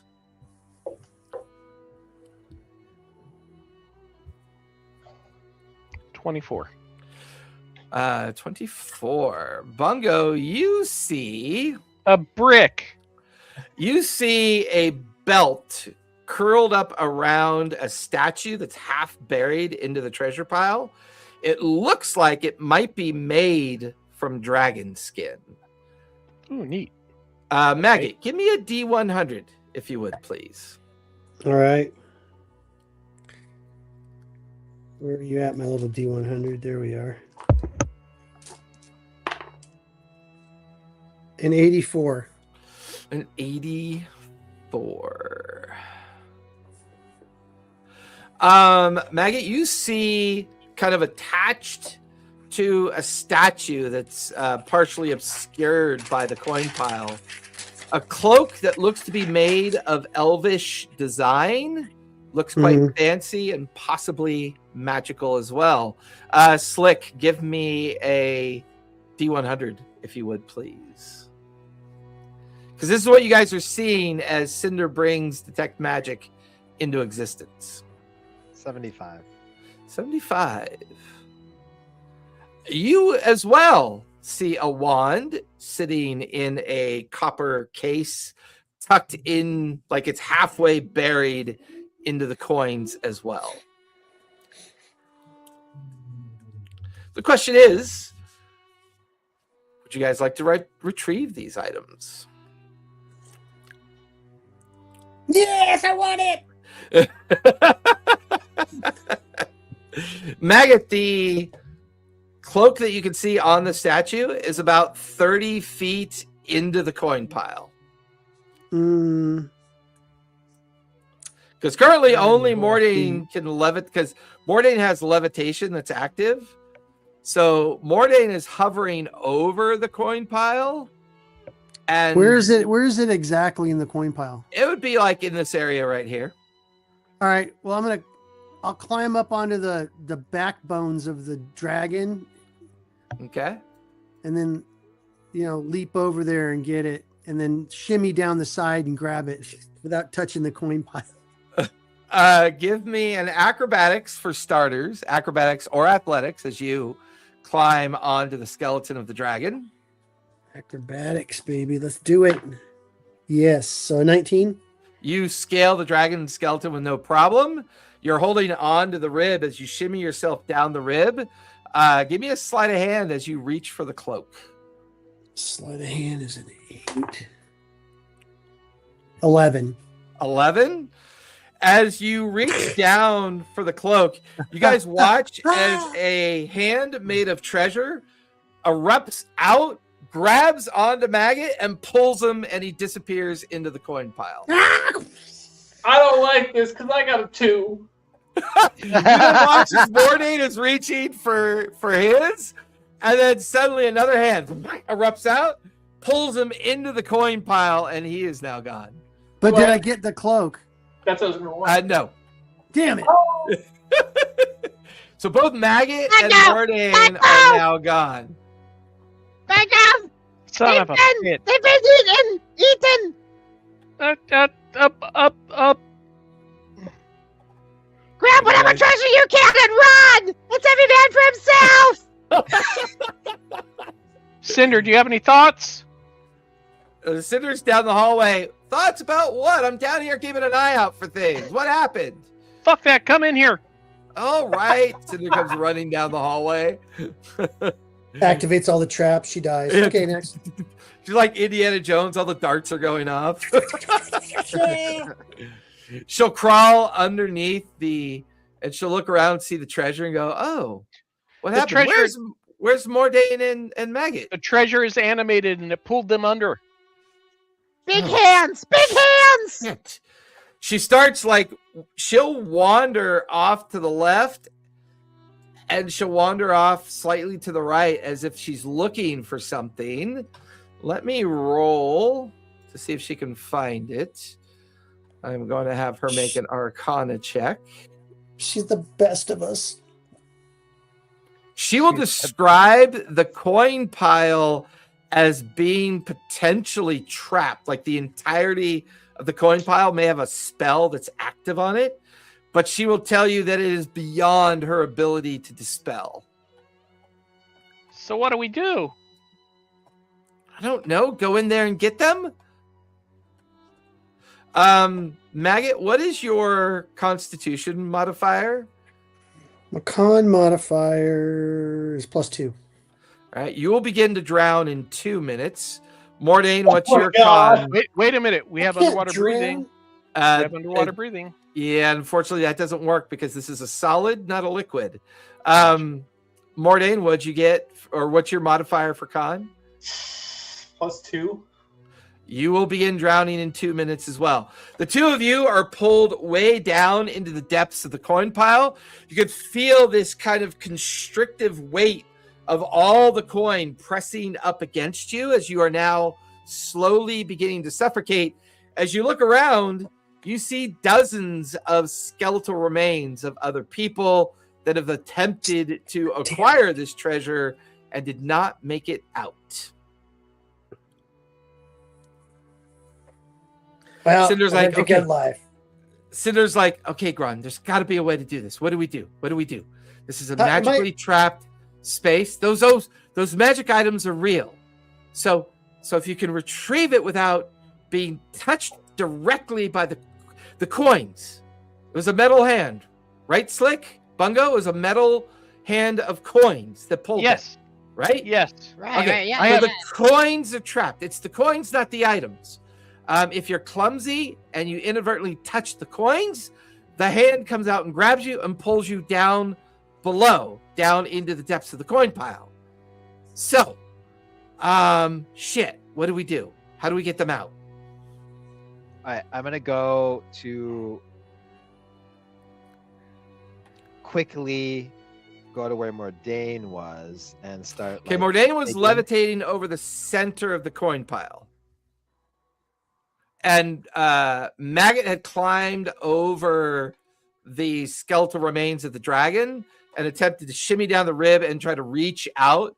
And he, unfortunately, some of his fingers brushed up against the coin.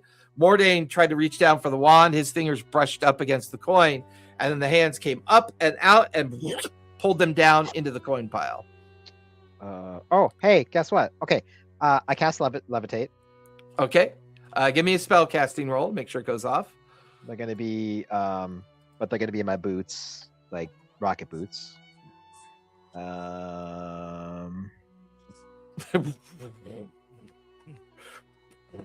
8 plus 6. 14. That will go off. You're now levitating. Okay. And you go to the spot exactly where you remember Mordain being. And then I start,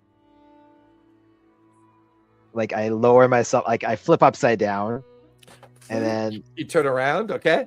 Mission Impossible. And I'm gonna start, Mission Impossible, and I'm gonna start digging through the coins.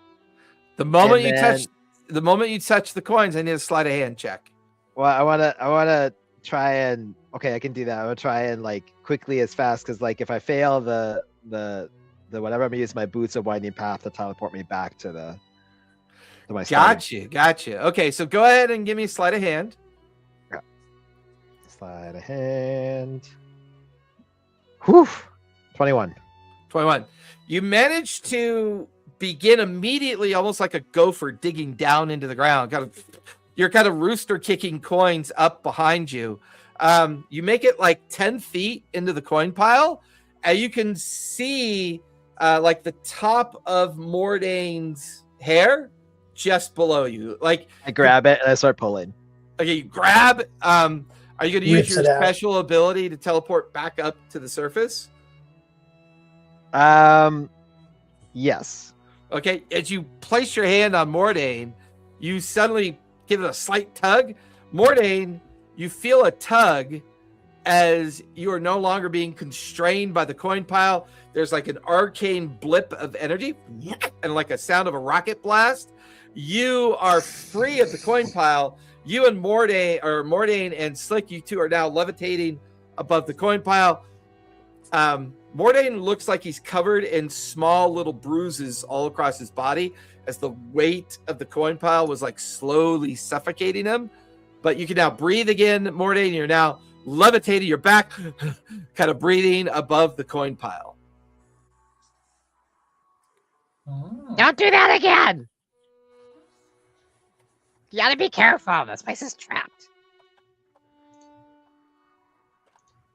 Maybe You try the same Or thing should we try to. something else?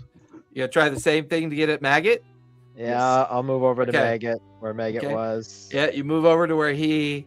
And this time, technically, Mordane can help you because he's still levitating. So the two Hey, of you let's get levitate. Megan out.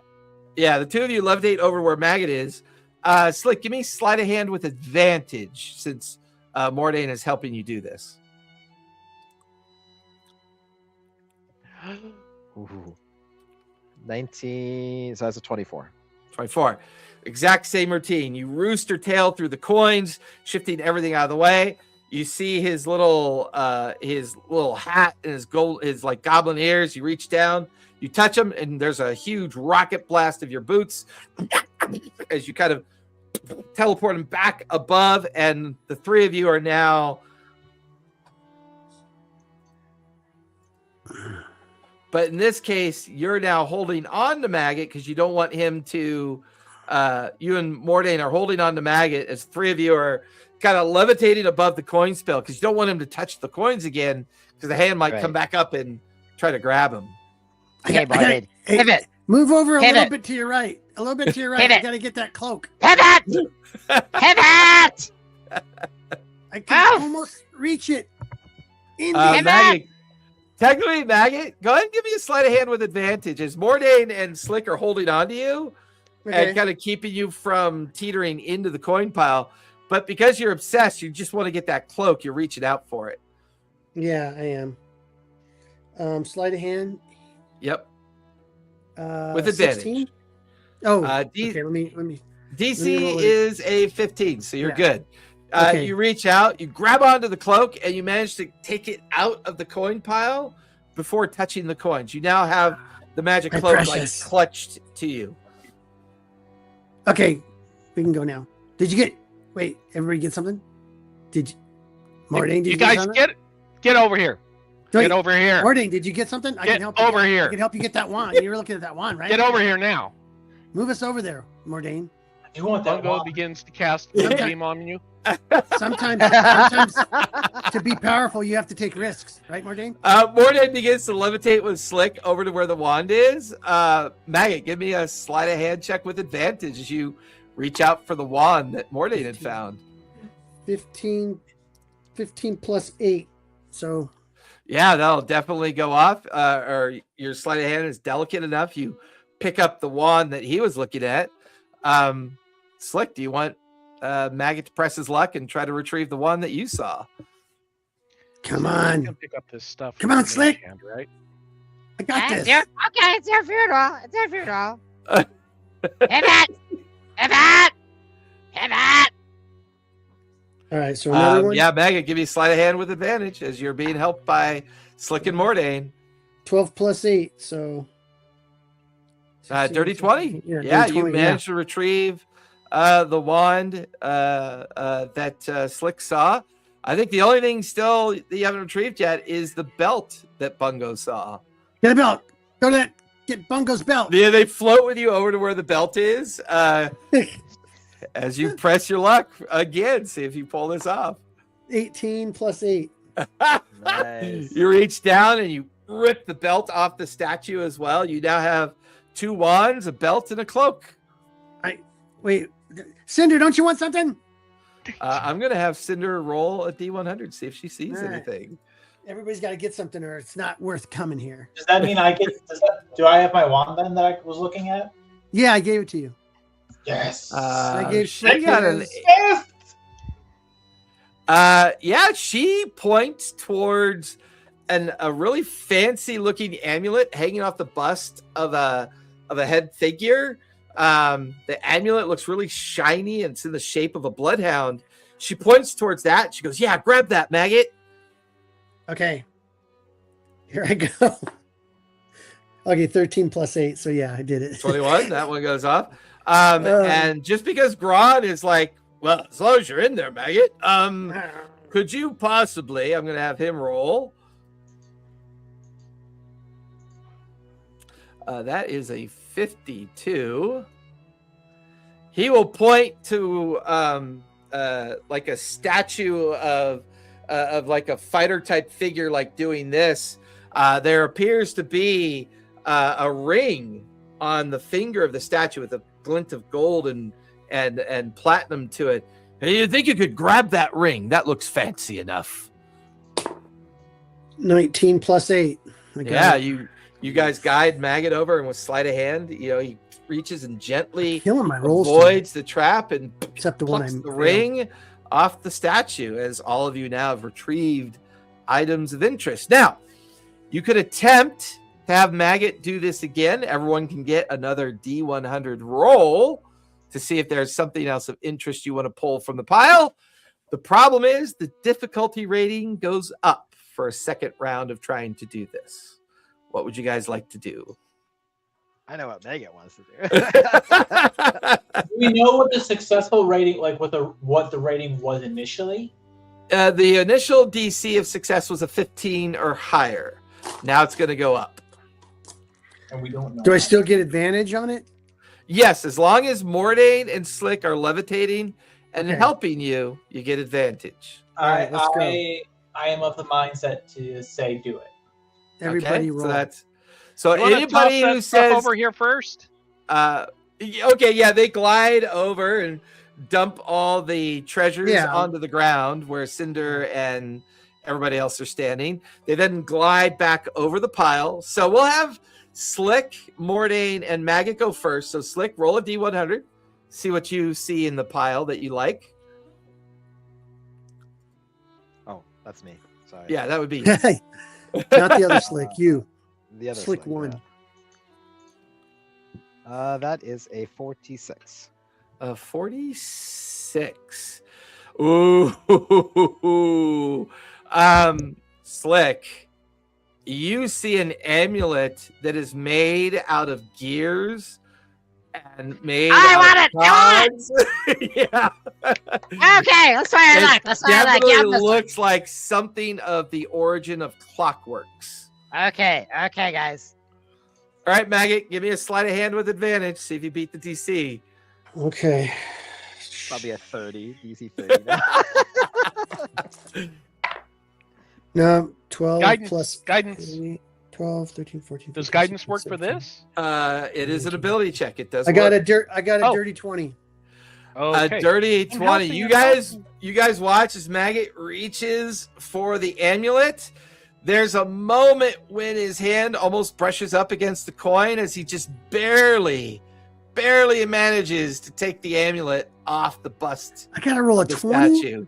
Okay. As you realize Okay, the DC okay, let's is drop that now off a. first so we don't lose it.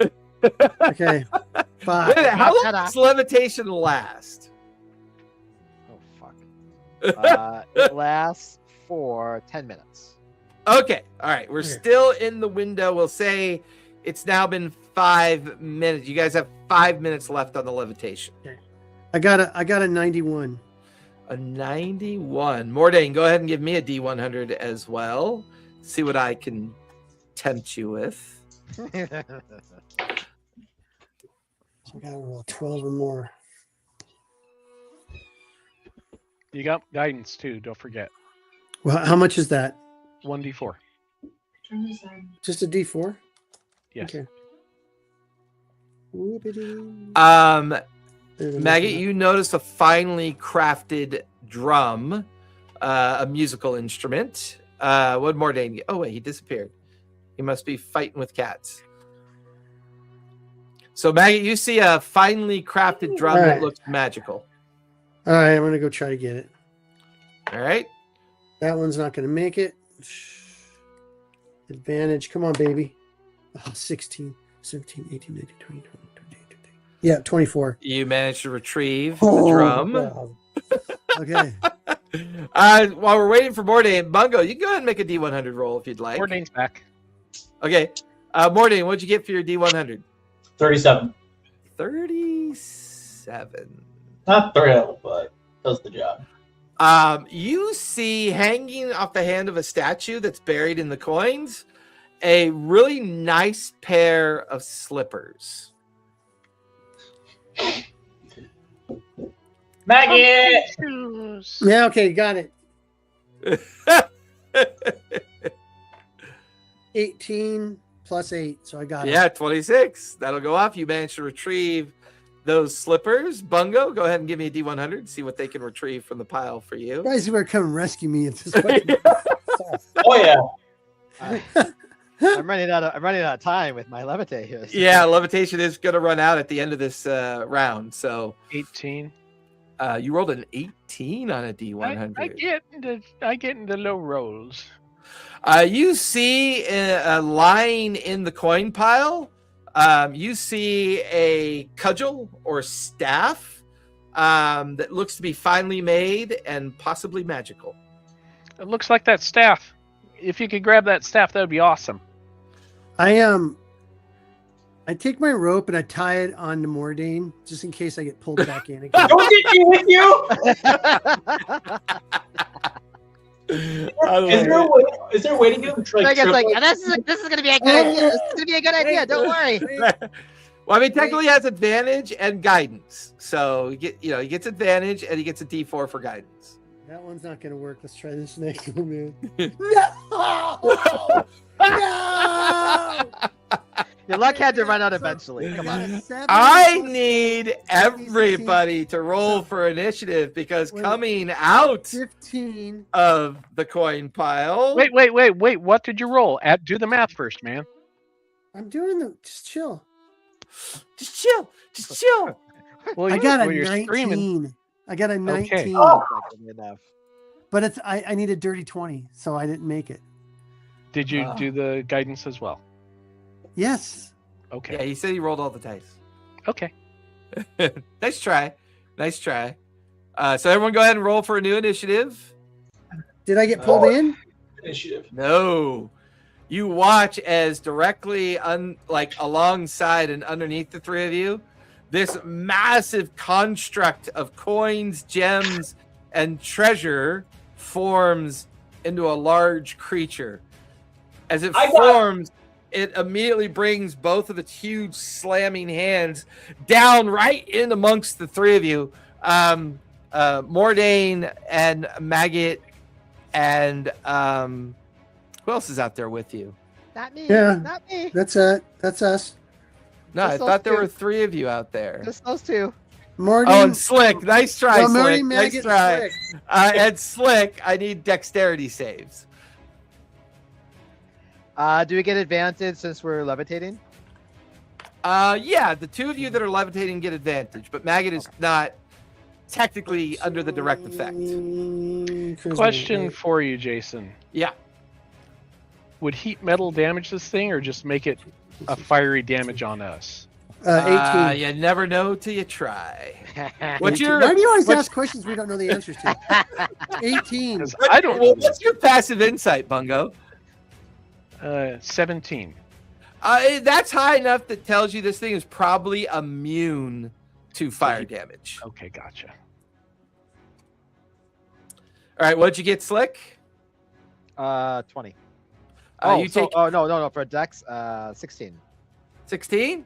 That is the DC. So you'll take half of the 30 points of bludgeoning damage. So you take 15 points of bludgeoning damage. Maggot, what'd you get? 18. You're good. You take half of 30, so you take 15 points of bludgeoning damage. Mordain, what'd you get? What am I rolling? Dexterity save. With advantage because you're levitating. I got a 21 on my con save. Okay. For levitation. You're concentrating still on levitation. I got a 14. 14, that will fail. You'll take 30 points of bludgeoning damage. And I need you to roll a 15 or higher on your con save to maintain your levitation. That is a 9. 9. Levitation will fail. 9. You're now in the coin pile. You guys watch as a massive hand of coin grabs onto Mordain and begins to start pulling him into the coin pile. Can I use a reaction?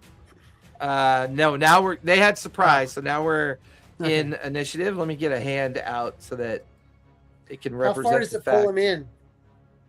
It's beginning to. It's like grasping onto Okay, him. because remember, I Because tied a for an rope onto initiative, him. it's not going to happen as quickly. So Right. I have arms of Hadar. Is there a I have another idea of what I could do. Can I react? Well, before you do anything, hold on one sec.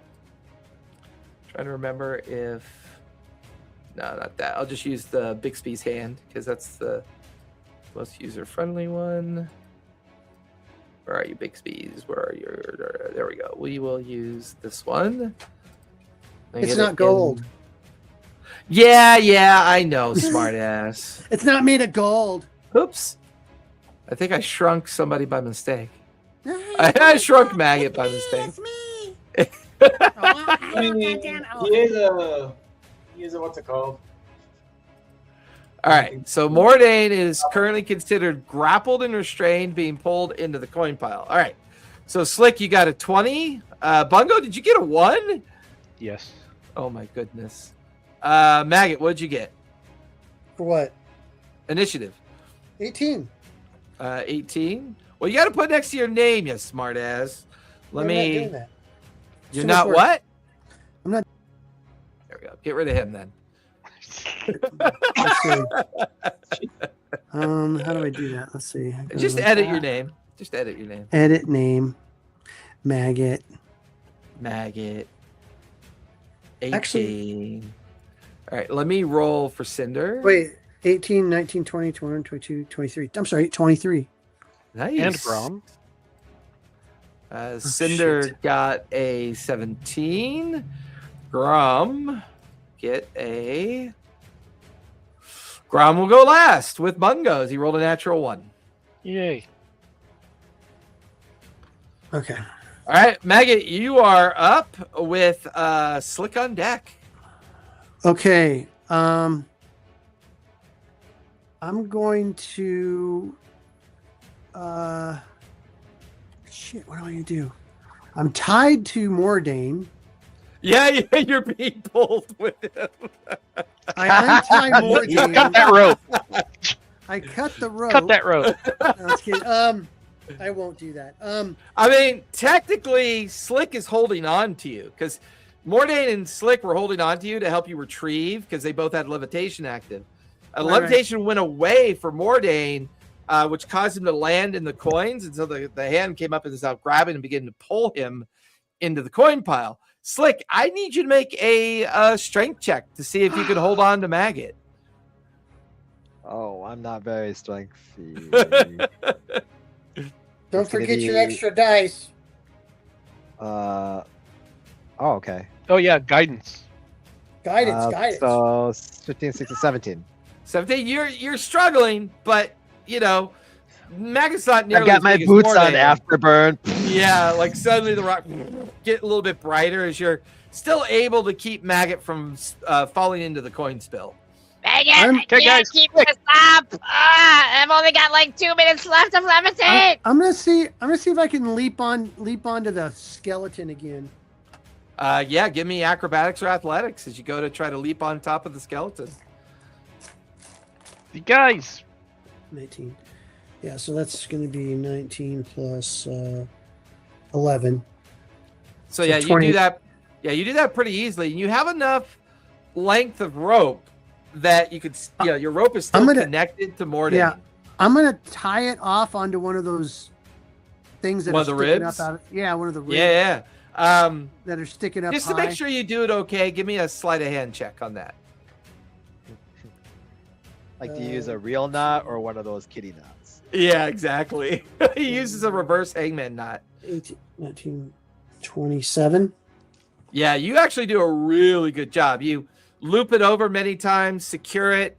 So it's 1 AP to leap over. Yeah. 1 AP to secure the rope. Okay.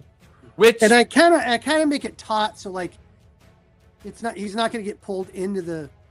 fair enough. Into Yep. the coins. Yep. And You then still I'm have 2 going AP left.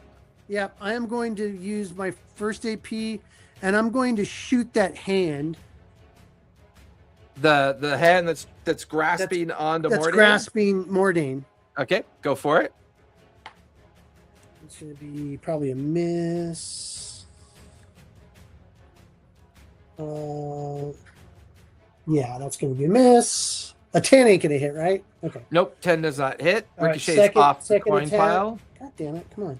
Second attack. Ooh, net 20 for a 25. Go ahead and roll for damage. So it's max Okay. damage plus you get to re-roll. Let's see how much damage you can do to the hand. See if it affects 16. Yeah, and is it? Do I get max damage for like a backstab? Do you have advantage? Well, you have to have advantage on the attack roll, Yeah, but correct? I know, but he's attacking. That hand is attacking one of my characters. I mean, one of the party. Yeah, I guess technically you'd be treated as in base with your target. So yeah, okay. All right. So do I get max damage? Anything that you roll for damage gets maxed out. Okay. Got it. Makes it easier. Okay. Oh wait. So let me just. God damn it. So it would I be. love watching Ivar do 12. math. It's just takes me back to 18. kindergarten. 18.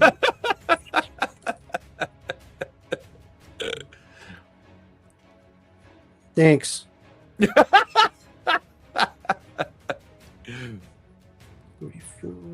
Okay, so 34 plus.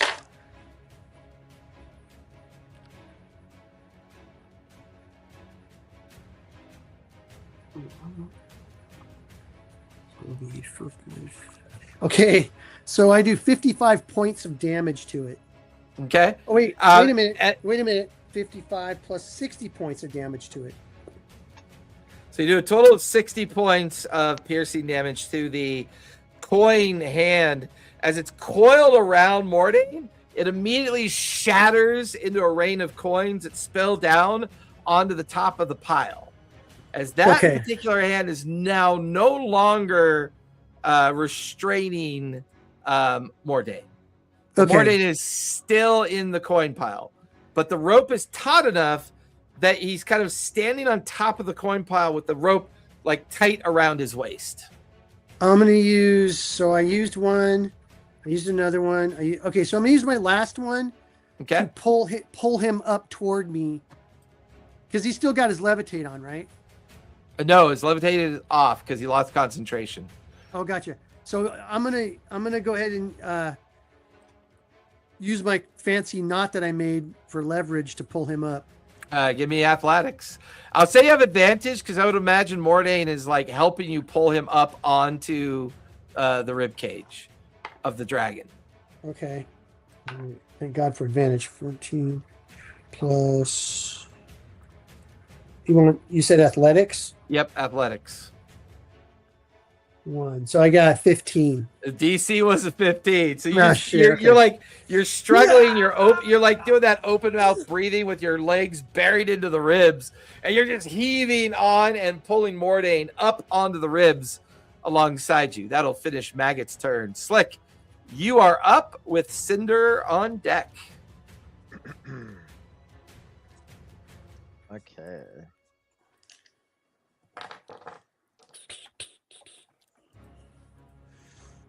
Come on. What is erupt? Can you check what erupt earth does? Erupt earth. It sounds like it causes the earth to erupt. To erupt, yes. Erupt earth. Smartass. Okay, let's see. I got Discord. I can look it Hello, up. Discord. Spell. Erupt earth. Avray does not like it. Am I not in the right chat? Yeah, I'm in the right chat. Erupted earth. Well, sometimes if you do just... Ooh, the Avray API is down. Oh, okay. I think. Let me see. Yeah, it's down. That's funny. Erupt earth? What is that from? Yeah, it says Avray is offline. So something happened to... Well, it's an earth AoE spell. Right. Okay, let me see. That I can do for my D&D gun. Wiki says range 120 feet. The fountain of churned earth and stone erupts in a 20-foot cube centered on the point. Each creature in that area must make a dex saving throw. The creature takes 3d12 bludgeoning damage on a failed save, or half as much on a successful. Additionally, the ground in that area becomes difficult terrain until cleared away. Each 5-foot square portion of the area requires at least 1 minute to clear by hand. Alright, so I'm gonna move. So I'm gonna land so that I'm not on the pile, like kind of by. It will trigger an attack of opportunity, but it will be at disadvantage due to your size. Okay, that's fine. So where do you want to look? So I'll roll for that first. Oh yeah, he will definitely miss you with a 12. Okay. And then I'll land outside of the pile. Okay. And then take my. Oh shit! I have to see if I can even do it. I have to roll a d6. Oh yeah, you got to roll a spellcasting roll. No, this is to recharge my elemental pistol, Gotcha. and it does not recharge. Okay, so I can't do that. How about instead? I'm going to cast Thunderwave. Ooh. What's the save for that? Strength. Well, give me a spellcasting roll for starters. Okay. 9 plus 6. 15. That'll go off. What's the? It's strength Con. save or dex? Con save. Oh, Con that's save. right. It's thunder damage, so it's con. That is definitely going to fail. Okay. So that is going to be. Oh, that's really only 5 points of thunder damage. Okay. And then he's going to throw a.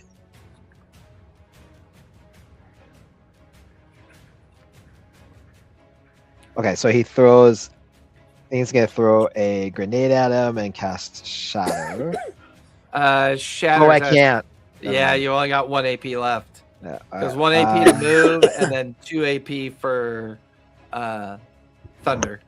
Let's do Ray of Frost. Ooh, go for it. Oh, that was going to be a 19. That's a 12 to hit. A 12 will miss, unfortunately, as the Ray of Frost kind of like goes in between his legs, slamming into the ground beyond. Damn it! All Yeah, right. that's my turn. Cinder is up with the creature on deck. Cinder. I'm thinking that metal is conductive.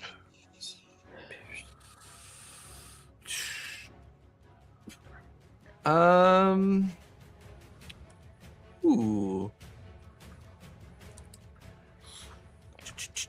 She is going to cast a Wither and Bloom. So she needs to roll a 13 or higher. 5 plus 7 is a 12. So now she needs to roll a D100 as her spell fails to go off. I'm practically getting Cinder killed. That is an 8. She's gonna kill me. Please tell me she's immune to fire. Yeah. No, she is not, unfortunately. She suddenly a massive 20-foot diameter ring of fire bursts around her, which will also affect Gron, I think. Let me see where Gron is. Yep. It's going to affect Gron. So her and Gron erupt into fire. Gron falls unconscious to the ground. Cinder will take 42 points of fire damage. She is looking very rough. She will immediately say fuck it and cast Wither and Bloom again. Oh, Jesus. I know she would. Les would totally go for it and do it again. I know she would.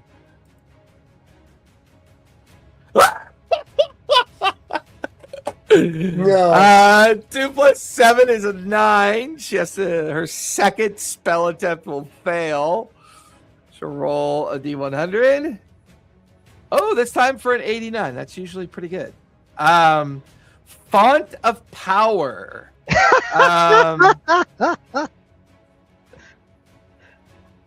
farts so hard. She's now a Font of Power.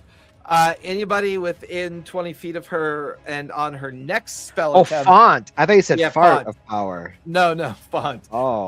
Her next spell casting roll will have advantage. So that will finish Cinder's turn as she expends all 4 of her AP to fail both her casting rolls. Stop, drop, and roll. The creature is up. It's going to, you know what? Who would have the most magical treasure that was taken from the pile at this point? I think Maggot would, right? Sure, why not? It's going to spend 2 AP and going to attempt to engulf Maggot into its form. Maggot, give me a strength saving throw, if you would, please. My least horriblest thing. My most horriblest thing. A strength saving throw? Correct. Ha! A nat 1. You will take 22 points of bludgeoning damage. You're then pulled into the heart, like into the body of the creature. You're now considered grappled and restrained. Unfortunately, your rope is still tied off to Mordain. Mordain, give me a strength saving throw, if you would, please. See if you can keep from being pulled off the rib cage. I'm badly damaged. 9. Both Mordain are now considered grappled and restrained and pulled into the inner body of the coin or the treasure golem. You will take 21 points of bludgeoning damage as well, Mordain. The creature will then spend its last 2 AP in trying to engulf Cinder, since she is an innately magical creature. Cinder will actually make her strength save. A 17 minus, I think she's got negative. Strength save. Nope, straight roll. She got a 17, so she is good. That'll finish the creature's turn. Mordain, you are up. You are currently grappled and restrained inside the body of the coin creature. You can try to spend an AP and make a strength saving throw to try to escape, or you can make you can cast like normal, or make ranged spell attacks or melee attacks at disadvantage. Can I see out of this creature? You can kind of like see all the coins kind of like swirling around you, so you can kind of see around you as well. I'm gonna quickly look at Magnet and be like, live, and Misty step out. Okay. That actually allows you to Misty step out of the constraints of the rope. Because anything physically connected to you would then drop away. So the rope falls away from your waist. Where are you Misty stepping off towards? I'm gonna go behind my 2 compatriots there. Yep. All right. As you Misty step down onto the ground right there. Now, for you, is Misty Step a spell?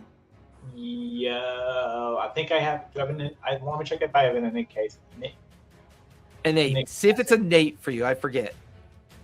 That is not an innate one. I have to roll a spell. Yeah, give me a spell casting roll as you cast Misty Step. It's 13 natural, so I can. Yep, you are good. That is 2 AP to Misty Step down behind the fallen Gron, behind Cinder and Bungo. What would you like to do next? You have 2 AP left. He's in there! Ah! You can see the rope flying around. You can see maggots inside. Maggots like screaming. Coins milling. Is he getting all around constant him. bludgeoning damage from all the coins hitting him? in the Yeah, face? pretty much. So, can I use Arms of Hadar to try and grab that rope and pull him out? I don't. Oh, really- absolutely. I love that. Give me a spell casting roll for Arms of Hadar. So I don't have good strength.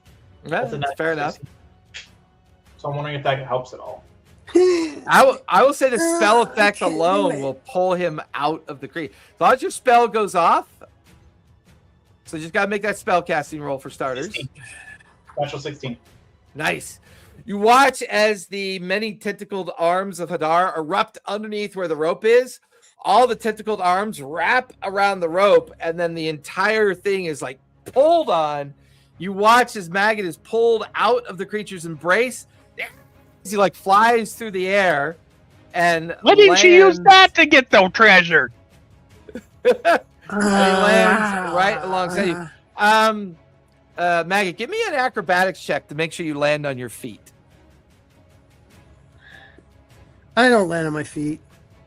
What'd you get?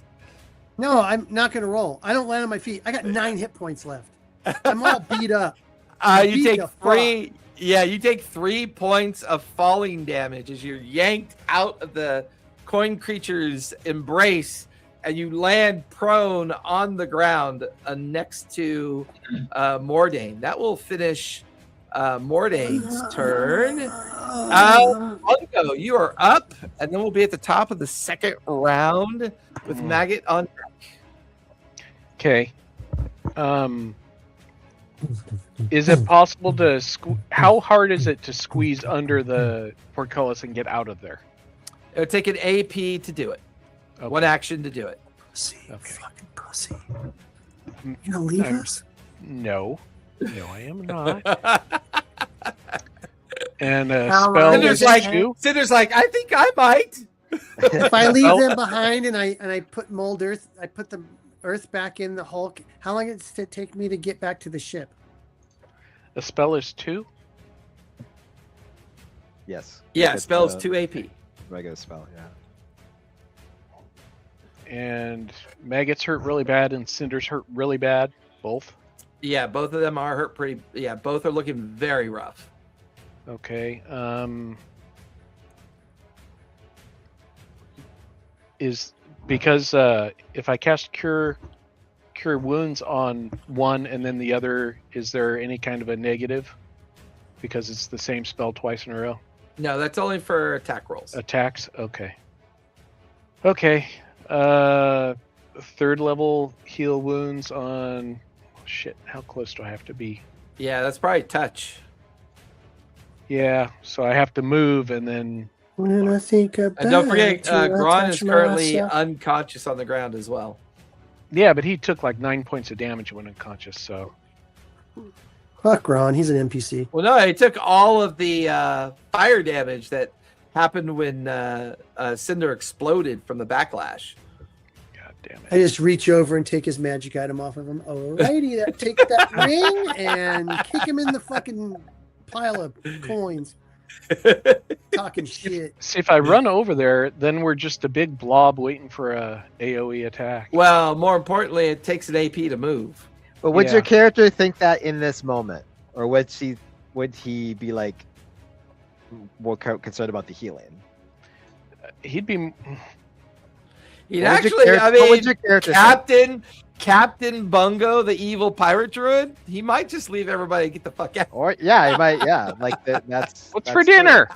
Just get a new crew. Bye. Guys want a dinner? What's for I dinner? can make a dinner for you guys. Okay, I'll video get game within warrior. touch range of Maggot and Gron. Or Well, all three of them if I technically, can get that. Yeah, you're That's in touch Magot. range of all three of them. So Okay. It's actually Magot, but everybody mispronounces it. Magot. Magot's from the city of Tarjay. Yeah, Okay. exactly. I'll do a Cure Wounds on 3rd level Cure Wound on Maggot. Oh, you have advantage on your casting roll Oh, because Cinder is currently a font of power. Font of Power, that's good. Yep. So that's good. I made it. Okay. How much healing that does Maggie is- get back? I am looking because I keep losing it.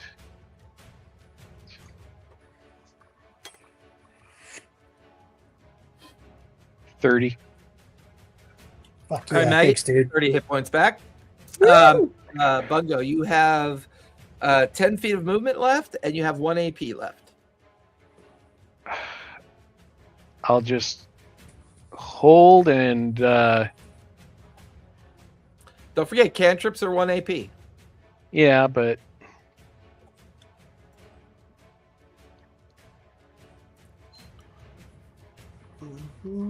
okay, I'll shoot Ray of Frost at it just to see if it does extra damage. Go for it.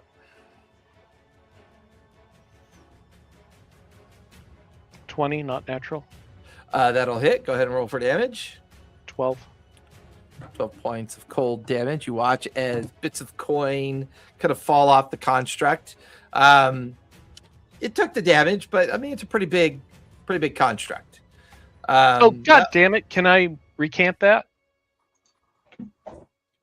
Maybe. Why? Can I pour a potion of health or healing into Grom? Absolutely. That'd be Oh no! and if you expend the AP, he'll get the full benefits of the healing potion. Okay, that's what So I is do. it was it 2d4 plus 2? It's whatever the ones that the thingy made. Regular healing. So yeah. So he will get 10 hit points back from that. He is now conscious. So that will finish Bungo's turn. Top of the second round. Maggot, you are up with Slick on deck. I use my movement and I move over and I go underneath the portcullis. So you crawl underneath it Yeah, because you're currently prone. yeah. I'm just gonna crawl underneath it Okay, perfectly, you're now And I'll- over on the other side. and I'll remain prone. No, I'm just gonna be right on the other side. So I'm gonna shoot it with my rifle Okay, from Go through for the it. portcullis. I'm yeah, just yeah. gonna Go stick my for it. rifle through. All right. Where's my damn? There we go. So let's see. Yeah, that was my thought too. I was gonna hopefully get everyone outside and shoot it while it was caged. First one will be a miss. Second one will be a 16, 17, 18, 19, 20. Shoot it in the Heartstone. 22, 23. 24. 24 will definitely hit. Roll for damage. Bless you. Bless you. I felt that all the way here, and I'm over an hour away from your house. Sorry. Felt it again. Again. 26. Rumble, rumble, rumble. 29. My 29 sunglasses points of are damage. going off. How much? 29 points of damage. That's when you begin to realize it is resistant to piercing damage. So it'll take half that for 14 points of piercing damage. 'Cause it's made of metal. All right, so that was my second AP, right? Yeah, but you get 2 attacks per AP, I believe, don't you? Yeah, I missed the first one. That's right. So you still have so- 2 AP left. Yeah. I'm gonna play that drum. You're gonna play the drum? Yeah. Sweet. I'll be an AP to do that. Let me see what happens when you do that. I'm gonna do the Conan one. Let me find the Better do something good. Horn blows the driver. As you start to play the drum, it give me a performance check as you play the drum. Performance. Why a performance? Performance, I only +2 at it. So it's gonna suck. I got a 10. A 10. You get the unfortunate realization that this drum is designed to be in possession of a bard. You feel no magical effects yourself. Fucking Still have 1 AP left. I shoot the drum. No, let's see. I will go ahead and shit. If I take another attack at him, it's a disadvantage, right? No, because it's not concurrent. You played the drum with an AP. Oh, okay. So now if you take another attack, it's a regular attack roll. Okay, I'm gonna go ahead and make an attack. Okay. 16. His DC is a 15, or his AC is a 15, so that hits. Okay, I hit. And you get 2 attack rolls per AP. Don't forget. Oh shit! Fuck, man, that's awesome. That's why we gonna love be the AP system so much. You get to do Yeah. stuff. 13. So 18. So half that, I guess. Yep, 9 And- points of piercing. And then an 18. So That'll hit. another 10. 15 points. So 7 points of piercing. It's like every time you shoot it, like clumps of coins ricochet off of its form. That'll finish Maggot's turn. Slick, you are up with Cinder on deck. Okay, he's gonna do an AP to activate his golem armor, Nice. just transformer wise. Yeah, you turn into Iron Man. And then just like Iron Man, he's got this like blue gem in his chest. The chest will open up and there'll be like a blue gem inside. Okay. He's gonna do a thunder pulse. Nice. That is a simple melee weapon. Okay, so a simple melee weapon would be my sling. Oh wait, no, I can just do. That's ranged. Sling is ranged weapon. Yeah. Maul. I'm not close enough, so fuck. So I can't do that.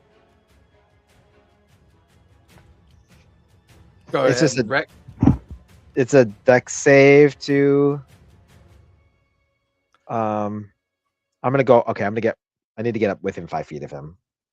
Okay. So you're now within 5 feet of him. All right. It's a Go dex ahead. save. Yeah, go ahead and give me a dex save to avoid the hand that's going to come up from underneath the coin pile. 19.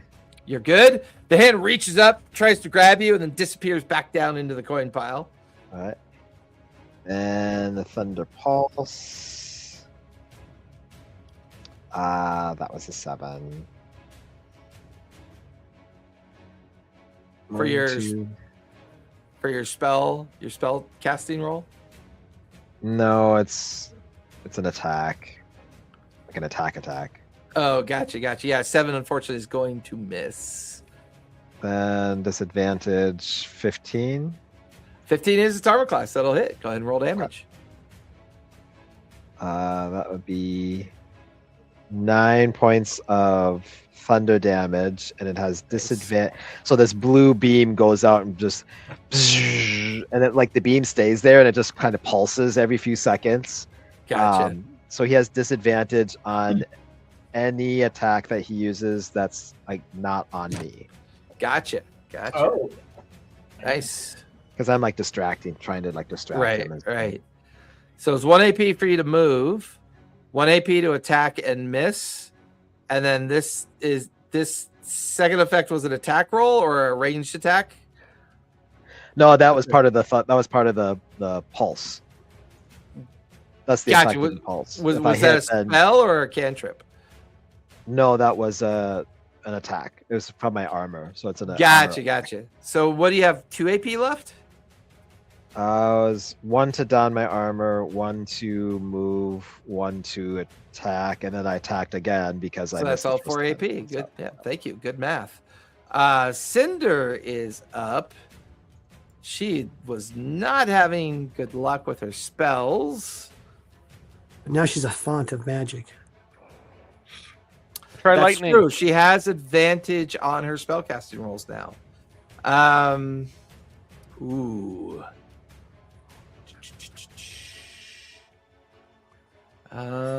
She is going to. Let me see something here. Within 10 feet. So let me roll. I'm going to roll. She's going to do this twice. That is a 13 plus 7 is a 20. 7 plus 7 is 14. So both of her thunder steps will go off. That first one is going to be 13.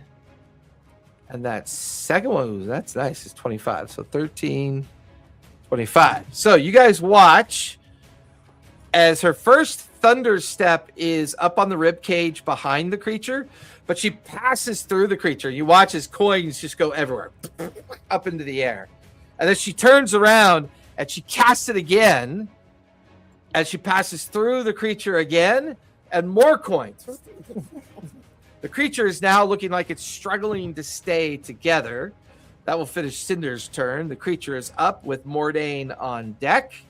The creature is going to pivot towards make its slam attack towards you, Slick. That is a 9 plus 7 is a 16. I think that hits. Oh wait, he's at disadvantage. No, he's. Oh no, disadvantage. because towards you. That's right. Yeah, Yep. towards me. I thought your armor class is a 17 with your. Oh no, that was Bungo's bark skin. You're right. Yeah. That is going to be 21 points of bludgeoning damage. Girl. He's then going to bloodied. pivot towards Bungo. Now Make it it's a- disadvantage. Now it's disadvantage. That's a natural 20 and a 4. So 4 plus 7 is 11. Thank you, That'll Slick. miss. You're welcome. He'll pivot back towards Slick again. That is a 10 plus 7 is a 17. Fuck. That's Okay. going to be 18. Oh wait. Hold on, because I'm bloodied Yeah. now, so something else happens with my armor. Because it says when you're bloodied, this happens with your armor. Where is it? Defensive shield. When bloodied, you get temporary hit points equal to your artificer. Oh, but it has to be on my turn. Okay, so Okay. go ahead. That'll be 18 points of bludgeoning damage. I'm almost dead, guys. It'll turn back towards Bungo and make its final attack on Bungo with disadvantage. 4 and a 5. 4 plus 7 is 11. That is going to miss. That'll finish the creature's turn. Mordain, you are up with Bungo on deck. Great. Mordain, get Slick out of there.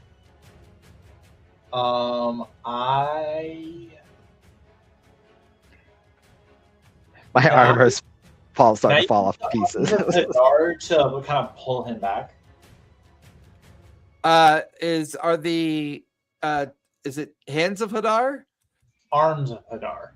Arms of Hadar, thank you. Invoking Hadar, you cause tendrils to erupt from yourself. So the way that I envision it would essentially be kind of tendrils go, wrap around the waist, and pull. Yeah, it's one action, instantaneous. It is a spell, so give me your spell casting roll as you do it. Can you say it's non-lethal?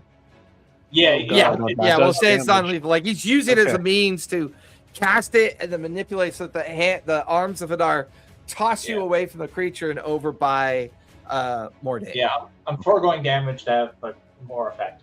I got an 11 plus 7, so 18. Yeah, you successfully do that. Slick, give me a acrobatics or athletics check to see if you land on your feet and take no damage. Because the arms tossed you over to where Mordain is. A 12. Put the DC at a 10, since it was a spell effect assist. So you do manage to land on your feet.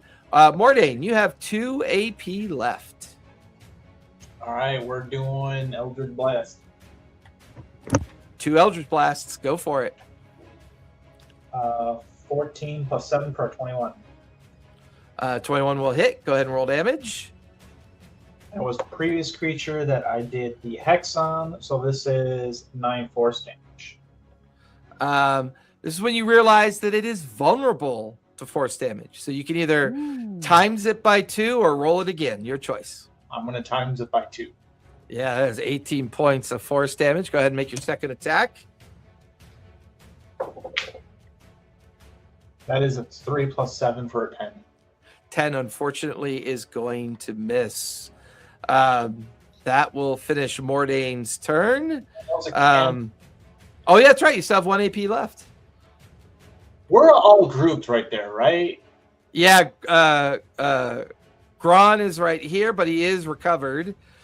Slick is here, Bungo, Cinder, and you.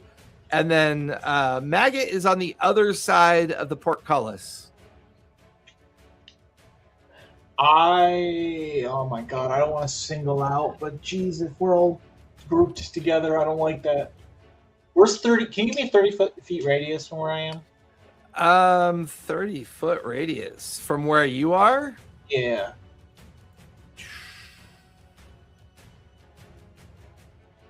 That is 30 feet. All right, let's head to the edge of that portcullis. Basically, right where your mouse. So your final AP to move to the portcullis? Yes. You do have enough movement to get to the other side if you want to get to the other side. Ooh, I'm gonna get to the other side then. Okay. Because it's 25 feet to get to the edge, and then you can crawl underneath and get just to the other side, since that's part of your AP.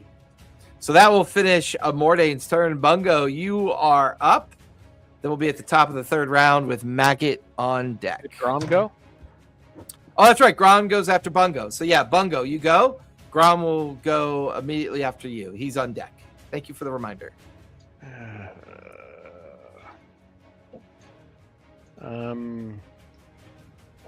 I will. Is Cinder still a font of energy? She is still a font of energy, so anyone casting spells gets advantage on the spell casting roll. Okay, I'm gonna. As long as you're within 30 feet of her. I'm gonna do a cure wounds on Slick, hopefully. Okay, go for it. Give me a spell casting roll. That's a 1. Luckily, you get advantage. 10 plus 7. 17, that'll go off. Go ahead and roll for heals for Slick.